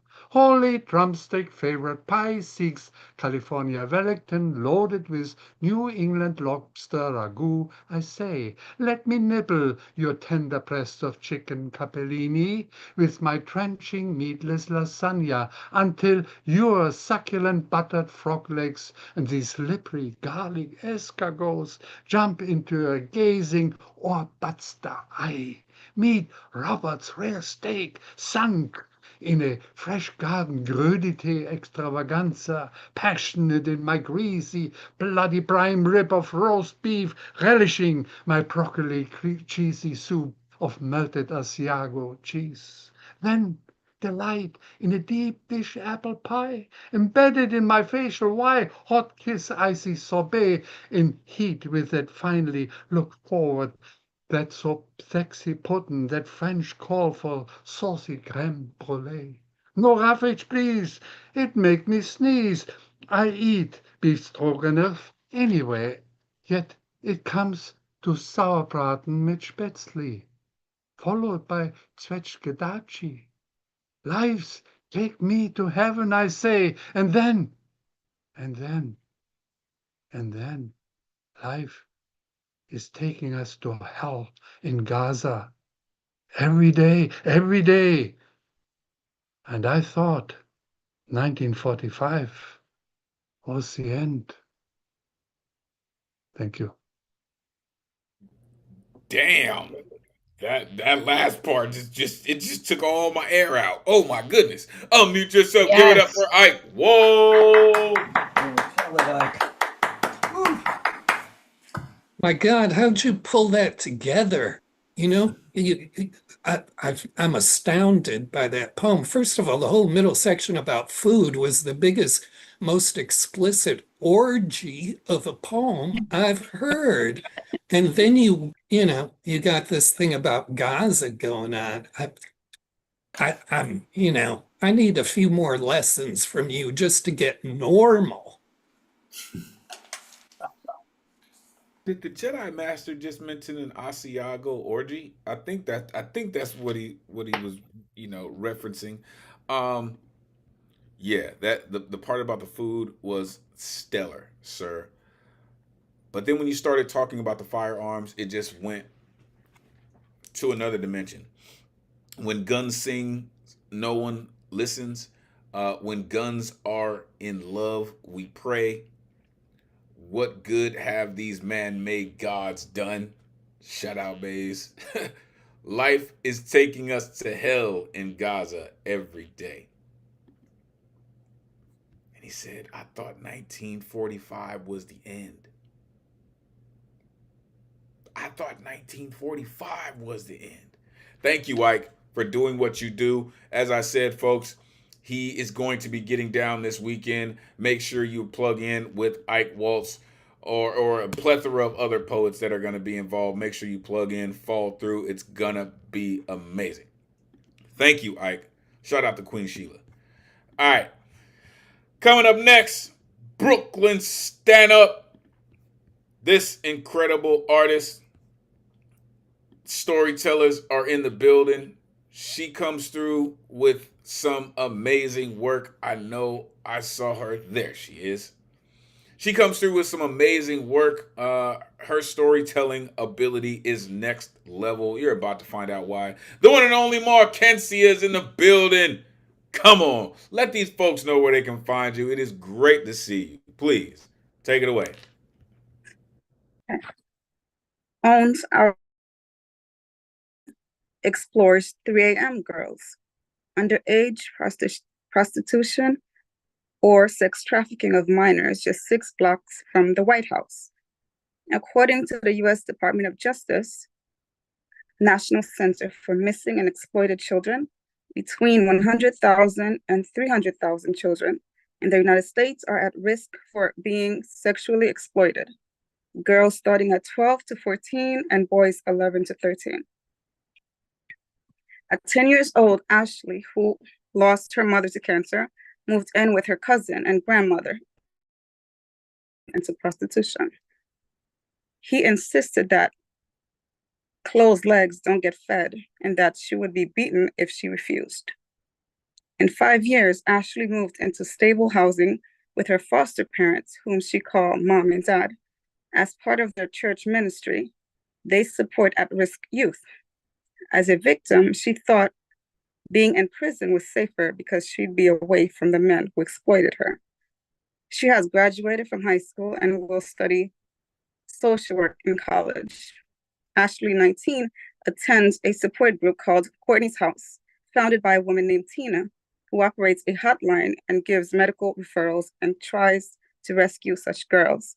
At 13 years old, an older man at a corner store offered Tina candy and insisted that he would take her that he will take care of her and be her. And since she was having problems at home, she got ready in 15 minutes and left with nothing as he told her to. Tina was put into a room and had 2 men rape her. Her trafficker told her it was her fault and she owed him. She endured such abuse for 18 months, and as police conducted a raid down the street, she escaped. An 11-year-old girl trafficking victim said to Tina, "Are you an angel? Because I prayed every day that an angel would get me." Most of the missing girls cannot be traced or tracked, though some are seen wearing skimpy clothes and come in and out of random cars. Lang says that traffickers have an invisible thread of power and control. The girls have none of it.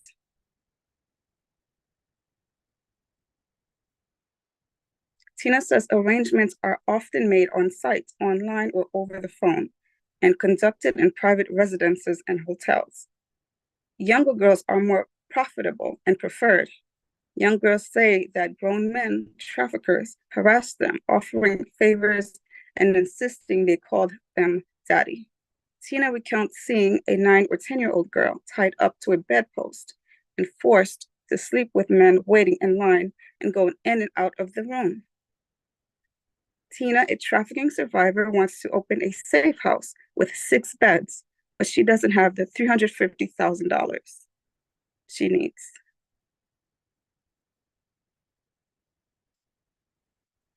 In a YouTube documentary series under the Soft White Underbelly channel entitled How Trafficking Happens, Clara, a woman who has a drug-addicted mom and stepfather, later moved into a stable home with her aunt, but was kicked out for misbehaving. Now homeless, Clara was drugged and sold by an older woman whom she called her second mom.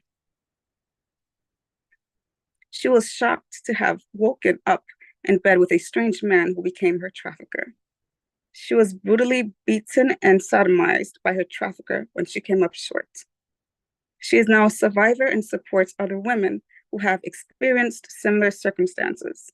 Clara's trafficker made the top 10 most wanted in Texas and was found in Kentucky.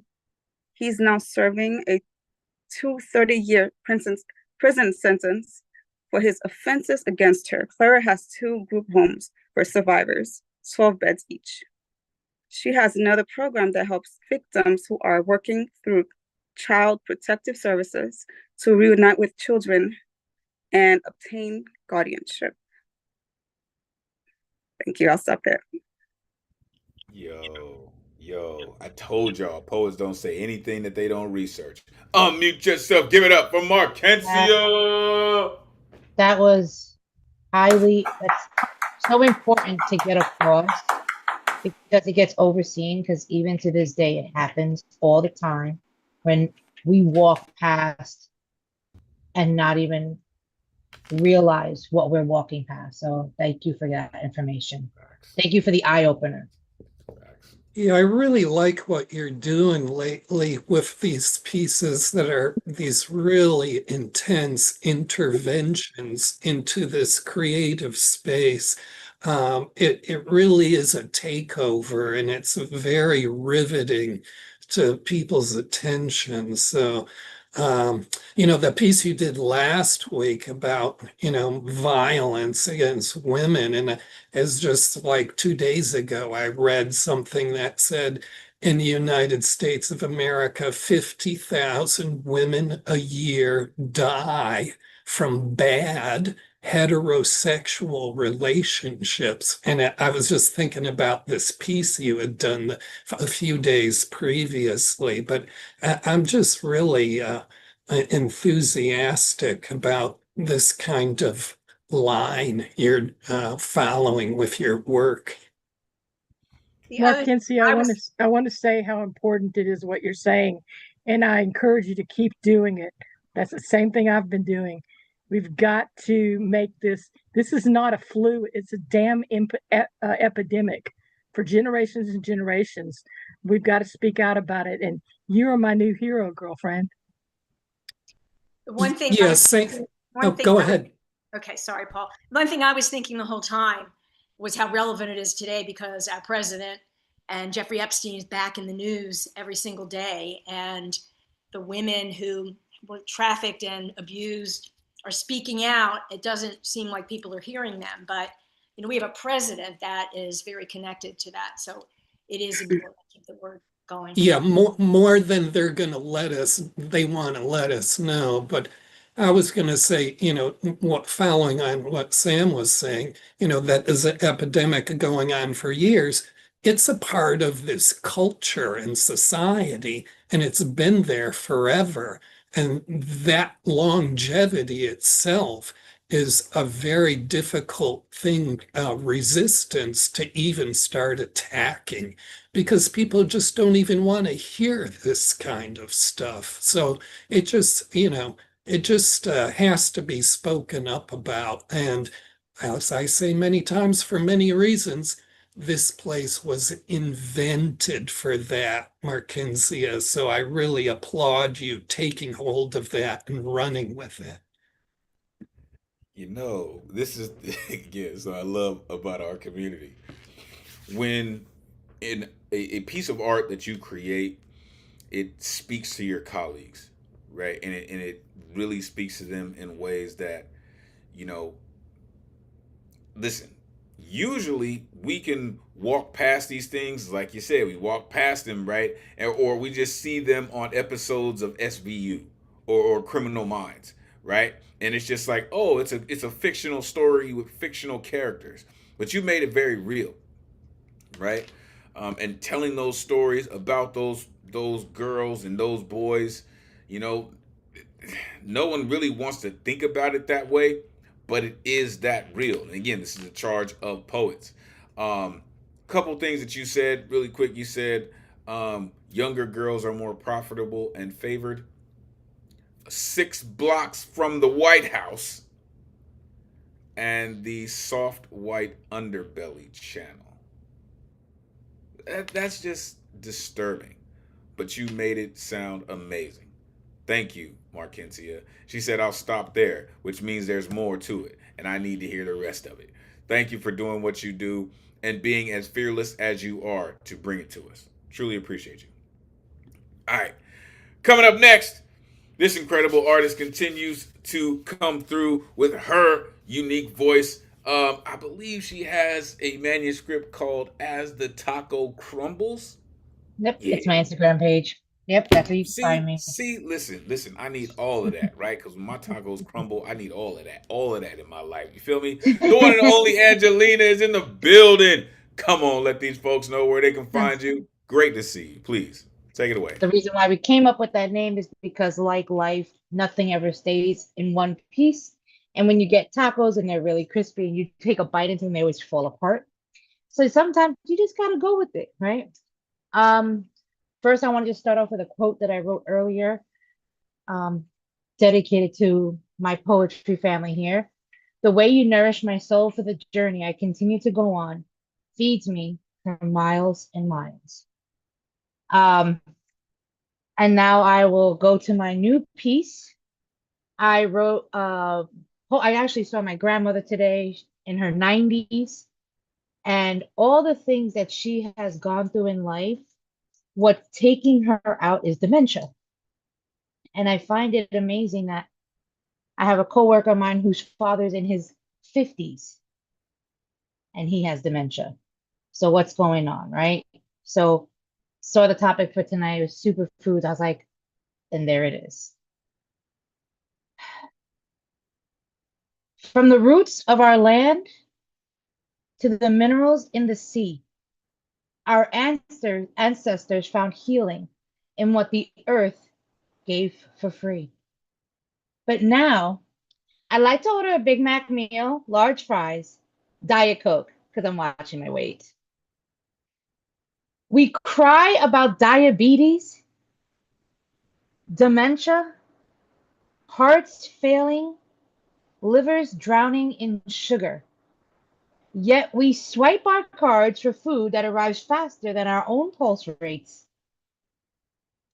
Where can I find a fruit, a simple vegetable that hasn't been rewritten by scientists playing God.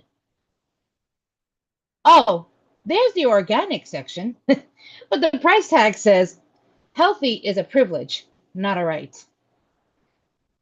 Why aren't our elders living past 80? And why are we falling apart at 50? Where's that lifetime guarantee for the only body that we get? Lost. Maybe in the hands of doctors and pharma giants, smiling as they cash in on the diseases they helped created. I just want to taste a fucking tomato. A real fucking tomato. Not a chemical experiment masquerading as nature. Is that too much to ask? Or have we already swallowed the lie whole?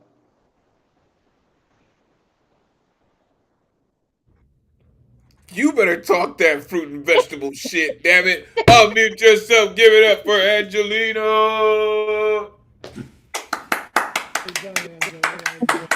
Right on, Angelina. Yes, Angelina. Yeah, that poem needs to be on the PA system in every supermarket, you know? Right. I want to Yes. taste a tomato, not a fucking experiment. Fucking tomato. That's The right. price tag. What you say? The price tag says good nutrition is a luxury. Yeah, healthy is a privilege, not a right. Right. Yeah. Absolutely. Like that. Love that. As I sit there, eat this big ass burger and some fries. Listen, see, and this is what it's about, right? This is exactly what this is about. This is exactly what this theme was designed around. Is exactly that, right? Our ancestors found healing in what the earth gave for free. We swipe our cards for the food that comes faster than our own pulse. Scientists playing God. Healthy is a privilege, not a right. She said, I just want a fucking tomato. Not a chemical experiment masquerading as nature. Let's go. Let's go. They should put you on the billboard for everything organic, right? I just want a fucking tomato. That's all.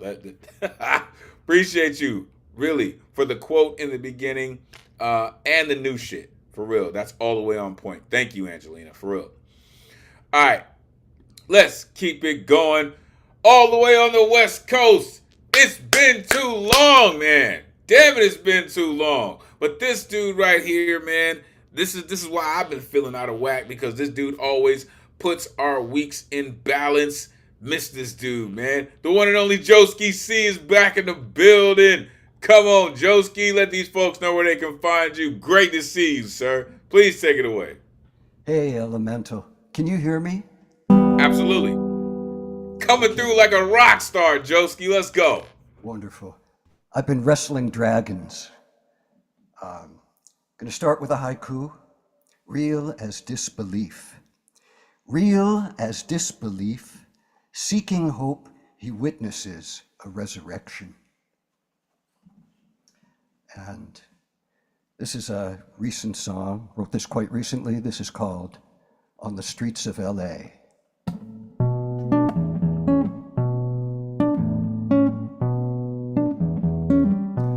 On the streets of LA,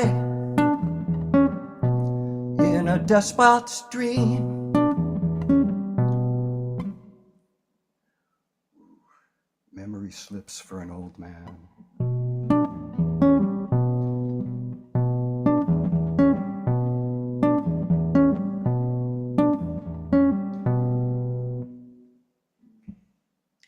You know, I'm sorry, my brain is fried. I don't think I can pull it off. Yes, I can. On the streets of LA, despot's dream, in camouflage, 700 Marines.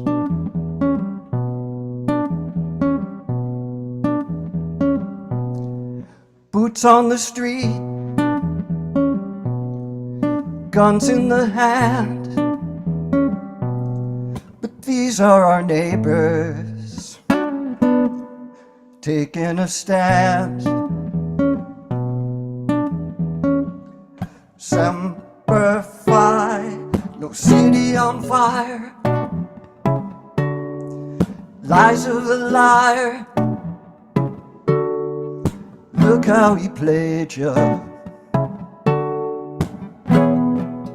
Semper Fi, the president lied. You see with your eyes. Don't shoot our neighbor.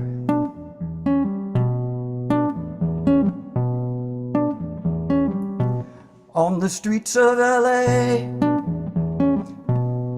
in a despot's dream, posse comitatus. Look what he brought us. Semper Fi, no city on fire, lies of the liar.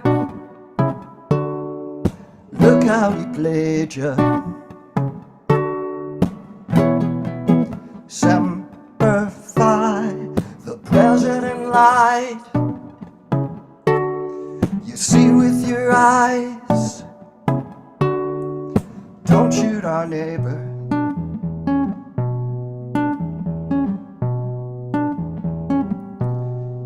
Lies of a liar, no city on fire, no city on fire. Lies of a liar.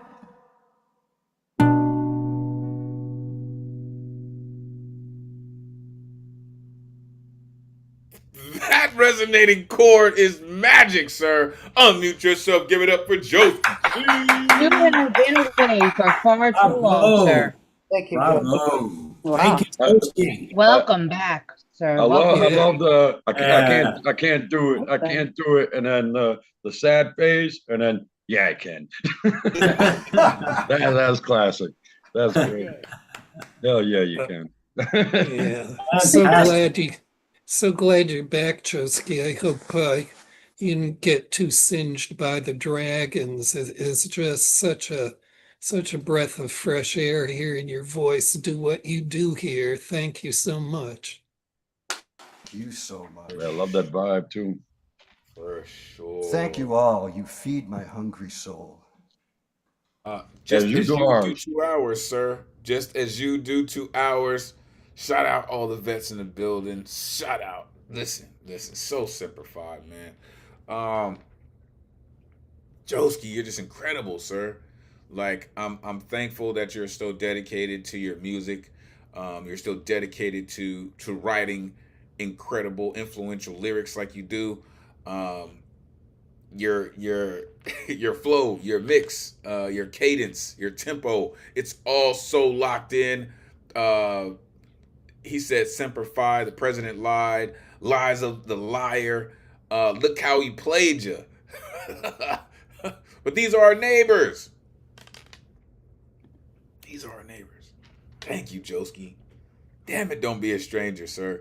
And you know, like your colleague said, hope you didn't get singed wrestling dragons, but we are glad that you made it out and back to us. Appreciate you. Great to see you. All right, let's keep it going. We have 4 left on the guaranteed list and a full good luck round this evening. Coming up next, shout out the educators in the building. This incredible artist continues to come through. Shout out Jules. Love this artist when she comes through and does what she does what she does. A true moon spirit. The one and only Marianne Teft, aka Teflon Donna, in the building. Let these folks know where they can find you. Always great to see you. Please take it away. Thank you so much, Elemental. I really appreciate it. Jules shouts you right out back too. First of all, I would just like to say what a pleasure it is sometimes to be so far down the list because you just get to soak in the magnificent voices of so many colleagues. Tonight, especially telling, screaming, shouting truth to power and every other kind of liar. And I have to say how much I really appreciate it. Thank you all. I am on theme this evening with a couple of poems. These might not be superfoods, but I think they're super. And anyway, who doesn't love a nice smelly cheese? My first poem is called Bleu Love Song. Some may call you uncouth, dismissing you with pursed lips. They prefer a milder, well-behaved type, smooth and impenetrable. But I cannot resist your tangy incorrigibility. You await me moist, creamy and crumbly, somewhat raggedy about the edges, blessedly unlike those with firmer shells. You tweak my appetite. Tonight I raise a glass and a hymn of gratitude to the smitten youth of legend who abandoned his baguette in the cool caves of Combalou to chase his heart's desire and set in motion my bleu love song. And then I'd like to read two pieces about a food that I think is absolutely super. And the first is mangoes. I am not the least ashamed to collect these mangoes from the ground, for I know Mother Nature dropped them, emerald gold with a smile of rose, straight into our arms when no one happened to be looking. Their small bruises are only souvenirs of life among squalls and branches that serve to concentrate their bright sugars. I stand happily at my sink to unfold and smooth their pulpy threads as my chin and fingers flow with their unwashed sweetness. I thank them. And for my last poem, I'd like to thank Lantern Carrier for having said somewhere along the line, I could not know mangoes without lemons. I come from the sun with a gift from the mango tree, rolling the pink, green, and freckled fruit between my hands to kindle its juice. I stand at the kitchen sink to peel the obedient skin, combing my teeth through the orange pulp as the voluptuous flesh greets my tongue. My lips swim in sweet liqueur, my chin grows sticky, and I am grateful for the small miseries and fruitless tasks that conspired to let me taste this pleasure, for you cannot savor the balm of mangoes if you have never felt the barb of lemons. Thank you so much, Elemental, RMT, and poet friends, for welcoming me tonight. Just sweet and tangy, like, oh my goodness. Unmute yourself. Give it up for Marianne. Awesome job. Now I want a mango and some cheese. Thank you. Thank you very much. Thanks to you all. Yeah, I was going to say blue cheese and mangoes. Marianne, you know the most vulnerable points on my tongue. Anyone who spent any time eating a mango over the sink, I totally get that. 100%. I love how you brought in the savory aspect, right? It was the lemons for me, right? I love the cheese aspect and the mango aspect, but the lemon, the acidity of the lemon to me is what tied the whole thing together, right? It's like a chef putting a plate together, right? And you got all of these beautiful, delightful ingredients, and that squeeze of lemon, it's over. It's over. The sweet liqueur aspect, the obedient skin. I come from the sun with the gift from the mango tree. I love it. I love it. With the smile of the rose that you mentioned in the mango. Um, to the smitten youth of legend, right? You await me moist. Oh my gosh. Oh my gosh. I almost forgot you were talking about cheese. It's amazing. Thank you. Thank you so much. Really, some people prefer a milder, well-behaved type. Fantastic. Thank you for what you do and making food delectable. Truly, truly appreciate you. Y'all are so damn amazing. Like, again, I feel like I have one of the best jobs in the world because I get to hang around the dopest poets in the world. Thank you so much for doing what you do. All right, coming up next.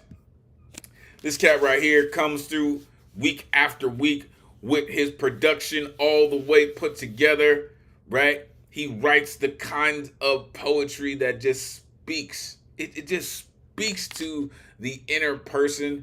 And he says some stuff that you always wanted to say and maybe even how you wanted to say it. The one and only Nishan the Dawn in the building. Come on, man. Let these folks know where they can find you. Great to see you. Please, take it away.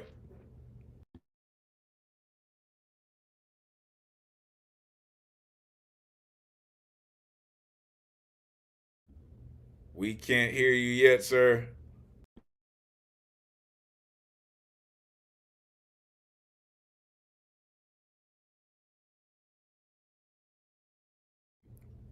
Still no good. Still no sound.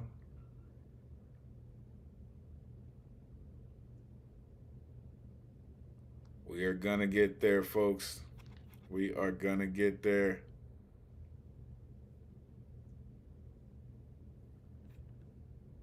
All right. So listen, what we'll do is we'll go forward and then we'll come back. The text will reach out to you because we still can't hear you. We still can't hear you. The text will reach out to you to make sure we get the sound on point because we definitely want to get that work this evening. All right. So we will definitely swing back around, Nishan. No worries. So that would mean coming up next, where did she go? I know she was in here talking that trash this evening in the best of ways. Listen, this artist came to us a few weeks ago and just decided that she was going to come through with some work, right? Going to tell us some real stories. At one point, we didn't even know if it was real or not because of just how dope she was putting those stories together. But I'm sure she is back again with some more of that real life work. The one and only Nikki J is here. Come on, Nikki, let these folks know where they can find you. Great to see you. Please take it away. Hello. You can find me just here for now. Okay. All right. So this poem is called I Don't Like You. Okay. You said that you loved me, but it must have been opposites day because the things that you say and do don't align. I don't have fond memories of us. I don't think about the good times because that wasn't really you. That's who you portrayed yourself to be. I fell for an imaginary person, a fake, a phony, a facade, walking through a desert with no water. But in the distance, there was a cactus, a mirage. I reached out in desperation, but the cactus inched away, and inches turned into feet until I was fully left astray. Depleted of everything in me, not even a tear could shed. A desert storm was emerging, except this one was in my head. I don't like you. I don't like you the way I don't like getting up at 5 a.m. every morning for work. But at least I get paid for that. I don't like you the way I don't like getting in the dirty water at New York beaches. But with the drink in hand on the sand, I'm fine. I don't like you the way I don't like picking up my dog's shit when I take him out for a walk in the neighbor's yard. But at least that's one less turd off the street. Obviously, I can't get all of them. I don't like you the way I don't like mayonnaise on my cold cut sandwiches. But at least it goes good with tuna. You're so one dimensional. I don't like you the way I don't like rain, mist, humidity, or fog after spending 2 hours on my hair. Guess I'll need a wrap and umbrella for that. You see, I just don't like you. I don't like you because you say one thing and do another. I realize it's probably psychological trauma, likely to do with your mother. You open up what seems like a little bit, but when I dive a little deeper, the puzzle pieces don't seem to fit. You acted as if you put me high up on your pedestal, but I was blindfolded, walking a plank while you stay guarded in your vestibule. I put on a good show for you when you let out crocs, gators, and snakes, but this was all to test my loyalty. I mean, for goodness sake, you were the biggest snake of all, and it really showed when it all began to fall. The storm dissipates, so now I see clear. Miraculously, I no longer have this thirst. Before I walk away, I see breadcrumbs, but this time, I put myself first. I'm walking away, tumbleweeds rolling about. There's no way I can stay here. I'll find my own way out. I look back once more, and to my surprise, a desert oasis lies. I really, really don't like you. Thank you. Yo, you better talk that shit for real. Mute yourself. Give it up for Nikki J. All right. Beautiful. Yeah, you just armed me with some of the best lines I'm going to use on people I don't like. I have to thank you for that. I also like, the city was really a character in your poem. It's underneath so much of what you're saying. I really liked it for that too. Thank you. Some hands or something. That was pretty sick. I have to say that was pretty slick and sick. It must have been Opposites Day. I feel for an imaginary person. At least that's one less turd on the street. That was just sick. You ended up being the biggest snake of all. The desert oasis aspect. How you put those together and how you tell those stories. Unique, beautiful, truly appreciate it. Continue to put in that work. For real. Like, it just, all of it comes out of nowhere, too. Appreciate it. Truly. All right. Let's keep it going. We'll go one more and then we'll swing back. So, I mentioned this gentleman at the top of the show. Our resident descendant of the Starship Enterprise. If you don't know what I mean by that, go back and watch. This gentleman is all kinds of incredible. Was a host of an open mic, a poet's poet. Really, really does what poets do. The one and only Garland Thompson is in the building, y'all. Let these folks know where they can find you. It is always great to see you, sir. Please take it away. Thank you, Elemental. Thank you, everyone. Great night. Really, really great night, everyone. Thank you so much. Work has just been wonderful. You can find me on IG or Facebook. This time, it's different. Early morning sun pours through Jeff's picture window like so much orange juice in my glass. His big white Akita named Cherokee rolls over expectantly in anticipation of the strokes I give him on his belly and behind his ears. Rose bushes, not yet blooming, but thorny green sticks, break the clear frame that looks onto the boulevard below as Cherokee stretches and licks my toes. At 6:30 a.m., life is peaceful in L.A., not a thought I'm used to when remembering this big town that housed the South Central riots, when everything seemed like it was burning to the ground, when the National Guard stood with automatic weapons at the entrance to supermarkets called in by businessmen afraid to be overrun by the liquid fire inhabitants of the netherworlds that for 3 psychotic days flung themselves down city streets, the hood, sizzling everything in their path. I take a sip of juice and savor the AM taste of pulp sliding down my throat like so much fiction I swallow on a daily basis, while people in jogging suits step to the pavement for their early morning run. Each moment that passes brings more cars crawling to 9 a.m., carrying more people to their lives so distant from their coffins of sleep, and back in Jeff's bathroom with the shower pounding his brown body, Puff the Magic Dragon plays on a morning radio show, and I feel a calm I've never felt in L.A. before.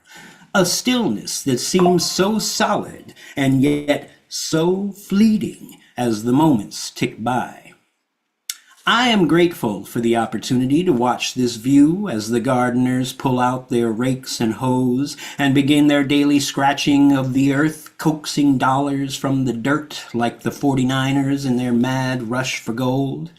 Grateful to be able to sit cross-legged like some insane skinny Buddha as the people walking their dogs on the street below look up and wonder who this man with the notebook and pen furiously scribbling before he forgets the words is in this window they've walked by 1,000 times before. Grateful to be able to sip echinacea tea made sweet by honey and friendship, as Cherokee comes up next to me, licking his morning chow chops, as Jeff picks up his sitcom script, delivered at 4 a.m. by some poor production assistant stuck with the job of getting him his daily lines. I am grateful, and I smile, because this time, it's different. Thank you. Yo. You're incredible, sir. Mute yourself. Give it up for Garland Thompson. That was crazy. That was an experience. Like, that whole thing was just an experience. Thank you. Nicely done. Very nice poem. Yeah, that was so tightly wound and resolved, Garland. I want to hear you write about what happens at lunchtime now.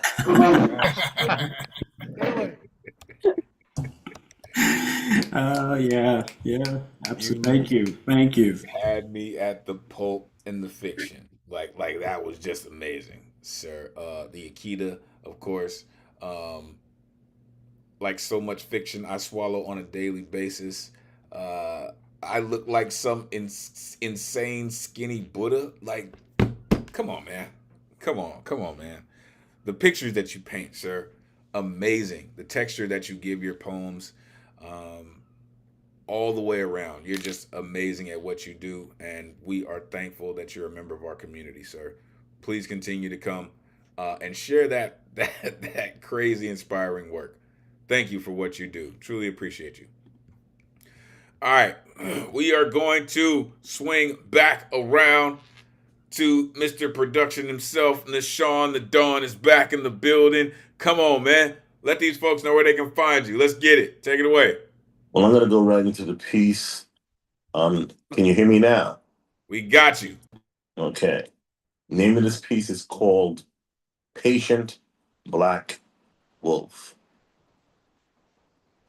I am that patient black wolf, seeking to sink my teeth into my next prey. And although I am famished beast right now, most assuredly, I will feast today. My eyes deep brown and bloodshot, but they are targeted on my next meal. Patiently, I approach in stealthy manner, always allow my large mouth to seal the deal. Nighttime, you'll find me stealthily stalking. I am that nocturnal hunter, hunting my truth. And if you get caught in my neck of the woods walking, you'll be devoured by this beastly brute. My nocturnal colored coat hides me during my nightly hunts. My patience always leads me to the desired meals I want. My black coat is speckled with deep shades of charcoal gray. So slowly I approach ever so slightly so my prey won't hear to get away. I pounce my full body weight, barking, biting, growling all the way. I'm out to devour blood and meat of the wounded, helpless creature in front of me lays. What you ask, what you may ask is my favorite type of prey. Captive audience of unsuspecting ones, unknowing what's in store for them this day. When my mouth opens wide, shocked my prey becomes of the things that are relayed. Nouns, verbs, similes, adverbs, conjunctions, onomatopoeias, metaphors, all I say. Dramatic silence, stealthy silence is how I begin, just so I know for you, it's only me that's heard. Beast I am, beast I am because gifted in tongues and beastward words. My superfood nourishment, Christ's flesh. My elixir, the lifeblood of Christ. Because his human existence, he was the Word, and now he's come to life. He allows the beast that is I and I to redeem this beastly soul with devotion to word, to my heart lifelong live soul whole. I'm only one of the pack among a nation of beast nations. We compete only with Mother Nature's trials and tribulations. And when amongst the pack of beasts, constantly reciprocate inspiration. And when you hear the howls of the beast, you're only hearing the sounds of life, joy, and jubilation. And that is that peace. Oh, yo, I don't know how you did that, but that audio is money. Unmute yourself. Give it up for Nishan. The Dawn. Bravo! Bravo! Much appreciated. Wow. Wait. Yeah, really, Really, really like that.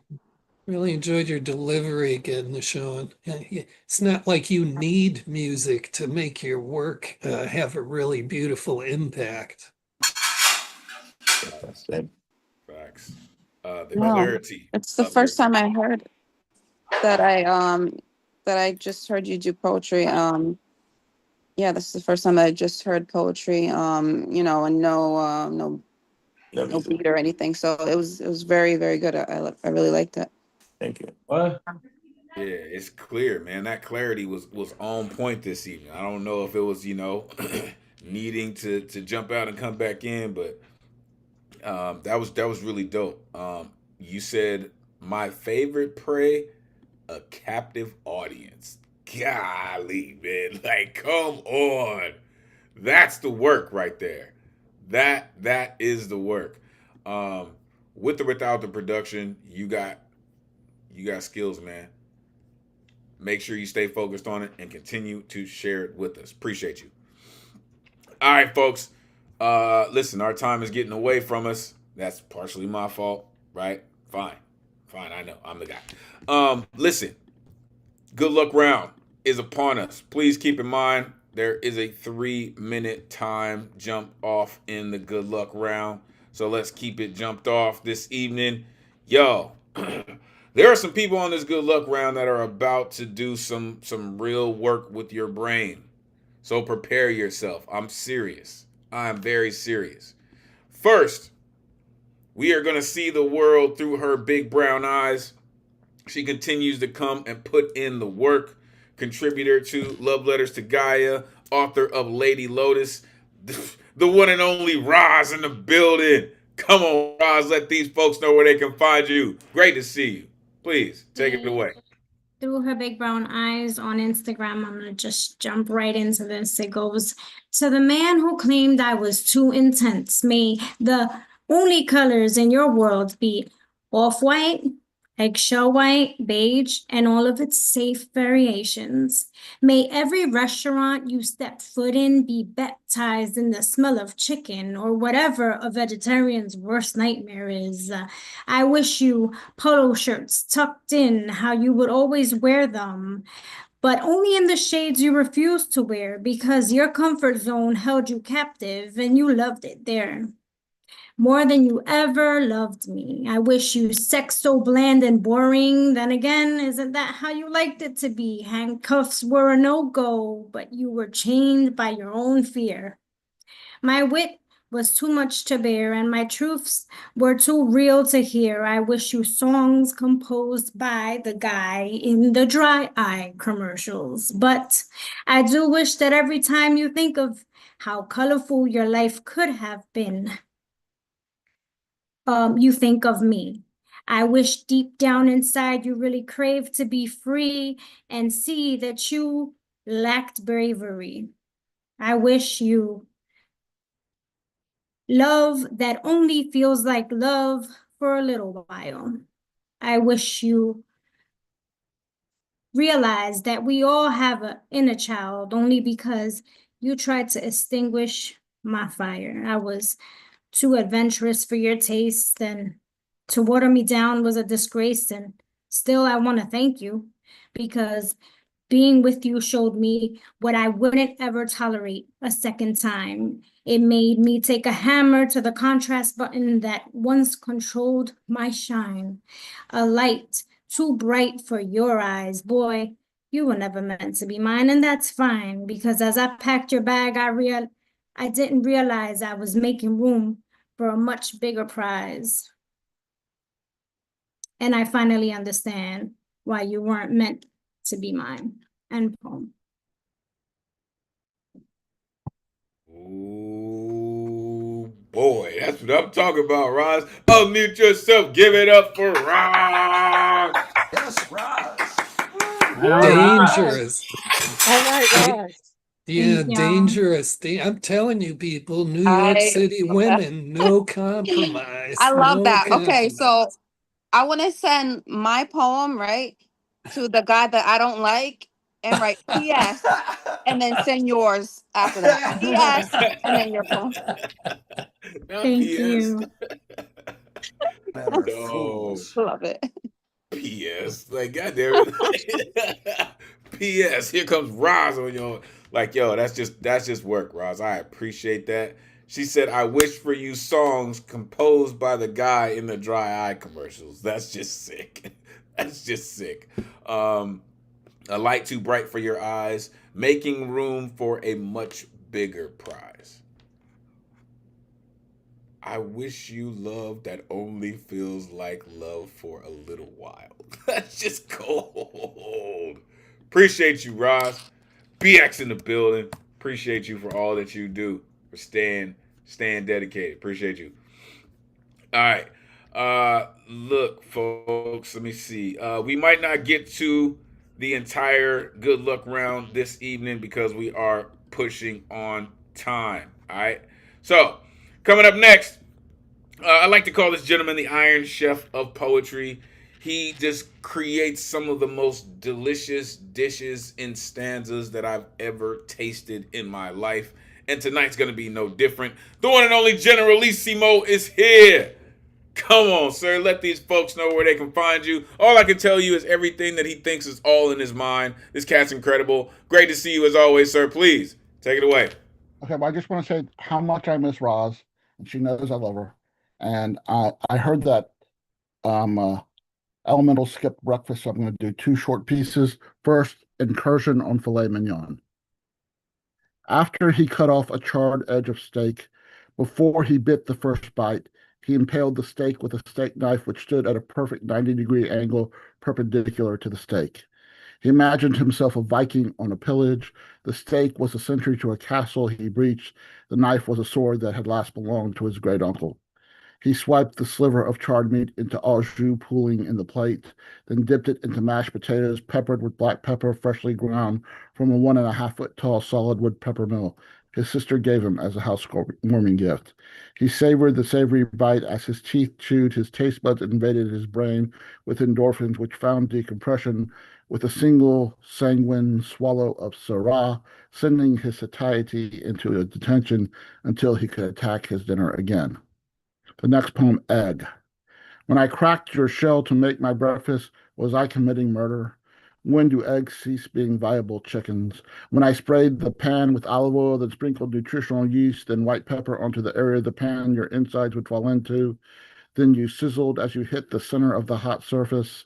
Then I broke the yolk almost immediately with the edge of the spatula I would flip you with. Then I lowered you onto a sesame bagel melted with provolone toasting away open-faced in the toaster oven, awaiting this former chick-to-be to be placed atop the melty cheese, then topped it off with fresh arugula and raw onion against the top half, which has melted Munster cheese on its underside. Then I held the package tightly like a vice grip with my hands to compress everything inside in order to placate my taste buds and provide nutritional sustenance which will be accompanied by hot Earl Grey tea or ice cold apple cider between bites in order to get my day started with healthy food. I never thought about the 11 remaining chicks to be sitting in a cardboard egg carton in my fridge awaiting their fate. Thank you and happy steak and happy breakfast, Elemental. Oh my goodness. I told y'all this is what he does. Unmute yourself. Give it up for Generalissimo. This theme was made for Thank you, you. General. Thank you, Generalissimo. Generalissimo. I like that at one point you were talking to the egg. Oh, Great to have you here, and happy belated birthday, Generalissimo. Thank you very much, Ron. good stuff. Yes, absolutely. Just absolutely amazing, sir. I love what you do. Now y'all see why I call him the Iron Chef of Poetry. He's just absolutely amazing at what he does. Thank you, sir. Never knew that a poem could satiate me like that. And then the former chick thing, like that's just amazing. Like it's just amazing. Thank you, sir. All right, so as I mentioned, folks, we are gonna have to close the night down after this next poet. We have reached our all the way on our time limit. But for the folks who may want to get down, I will open up the cipher this evening. All right. So coming up next, this gentleman just puts in the work, right? I don't know if y'all saw the shirt that he's wearing. I like to call this cat captain of the street team. I saw some work that he was doing this weekend from front to back door to front. This cat puts in the work and stays 10 toes down. The one and only Inspiration is in the building. Come on, man. Let these folks know where they can find you. Great to see you. Take it away. Under Inspiration on Facebook, best place to go. I'm going to get right into it. It's called I'm Your Ally, too. I was baptized Catholic, though I trust and believe Muslims more. You think that's easy for me to speak on? I'm German and Norwegian. I mean, I guess I could look more into the history of Vikings and blacksmiths. My mom's dad was a blacksmith, though I never got to meet him. So yeah, my dad is the German side, and he's a good man. I guess I could get to know more good Germans. Like my contemporary, Ike Waltz. He's an awesome poet. He lives in California, though originally from Germany. He stands tall against racism and ignorance. He's a good man. And ever since the age of 9, I tested time. I posed authority and I questioned the norm of society, like being white and not putting raisins in my potato salad. Yes, I do season my food with more than salt and pepper and paprika too. I question the norm of society and its stereotypes too. Police looking for a reason to pull someone over because they're driving white, black, or brown. I question authority too. I will not be silent in the struggle. On my mouth, there will be no muzzle. Call me John Lewis. I'm looking for good trouble. Like John Sinclair, David Sanchez, I'm an ally. Fred Hampton Jr., Golden Child, Young Will too. I'm here. I'm your ally. White Beret, Brown Beret, Black Panther, Cubs, screaming unity in the will to keep an eye on the trenches, watching over society because we constantly have to question the norm of our society and the majority of our authority. It is we, the people in this room. It's us who gathered together outside of this room to unite, to fight the good fight. It's you who's hearing and listening to this message tonight for the first time. So the question tonight is, who's going to continue the fight of Huey P. Newton, Malcolm X, Martin Luther King Jr., Frederick Douglass? Who's going to fight for our rights, not just the party, but our civil rights too? Yes, I'm a beastie type of boy, though in the public majority, I'm an enemy too. They're afraid of the people I'm reaching, the game I'm teaching, Black Ice, Orion Meadows, DeAndre Mayfield. Let's reach. Let's teach our youth together. Let's help our brothers, our sisters from other mothers and fathers of time to reacclimate to society after they're done doing their time. Together, let's continue to fight for our political prisoners. Up and down, free them all. Assalamu alaikum. Fred Hampton Jr., Justin Blake, Golden Child, and I, Inspiration. We will continue to raise our fists in the fight of unity. Ladies, who's going to continue the fight? Who's going to continue the mission to raise awareness of domestic violence and develop strategies for intervention like Ellen Pence, Diana Stewart, Nina Pepper Rain, Darlene Nikki, Treva Gray, Dasha Abrams? I'm not just your contemporary, I'm your ally too. Scott Turner, Oswald Butler, Quavon Nixon, King Kamasi, James Skolowaski, Scott Terry, Nick Ramsey, Nico Moore, Keontae Larry, and more. When it comes to these fights in Milwaukee, Racine, Kenosha, Chicago, and more, I'm not just your contemporary, I'm your ally too. And I will always stand for motivation, determination, inspiration. I am inspiration. That's how you put that shit down, boy.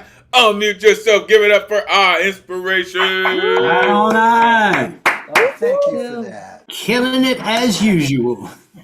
Thank you. I like to do it a little slower, but you know, I was trying to get it all in for the 3 minutes. But you put it made in. it. You made it. You put it in. There you go. I'll do the other one that I did last week. I'll get that in next week. I'll try to get on the guaranteed list for that. But my daughter was here, so I couldn't really be finishing that one. Yeah, you got that all in 3 minutes. You should be proud of yourself for that. Definitely. Thanks. Actamundo. Listen, listen. That is the type of work, right? And I heard that poem, and I see you've been working on that poem, man. And I appreciate the work that you put in. I can definitely tell you've been polishing it. Fantastic work. Listen, to every single artist who touched the mic this evening, y'all are some of the dopest artists in the world. Don't ever let anyone tell you different.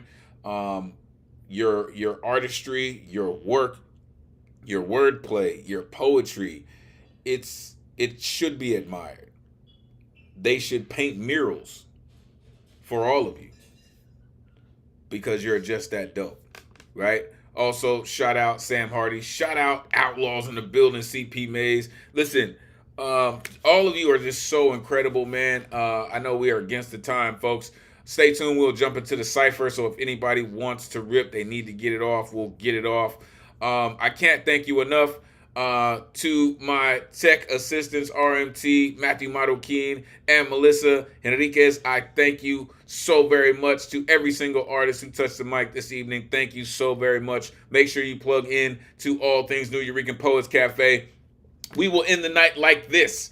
Until we meet again, may this energy we conjured this evening supercharge the rest of your week. Take this power, inspire others, energize creativity as we all hope to do through the spirit of Miguel Agarin.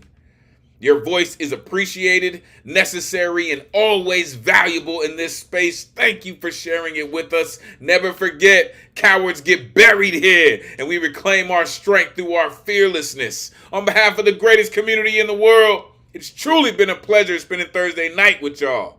Until next week, peace and blessings.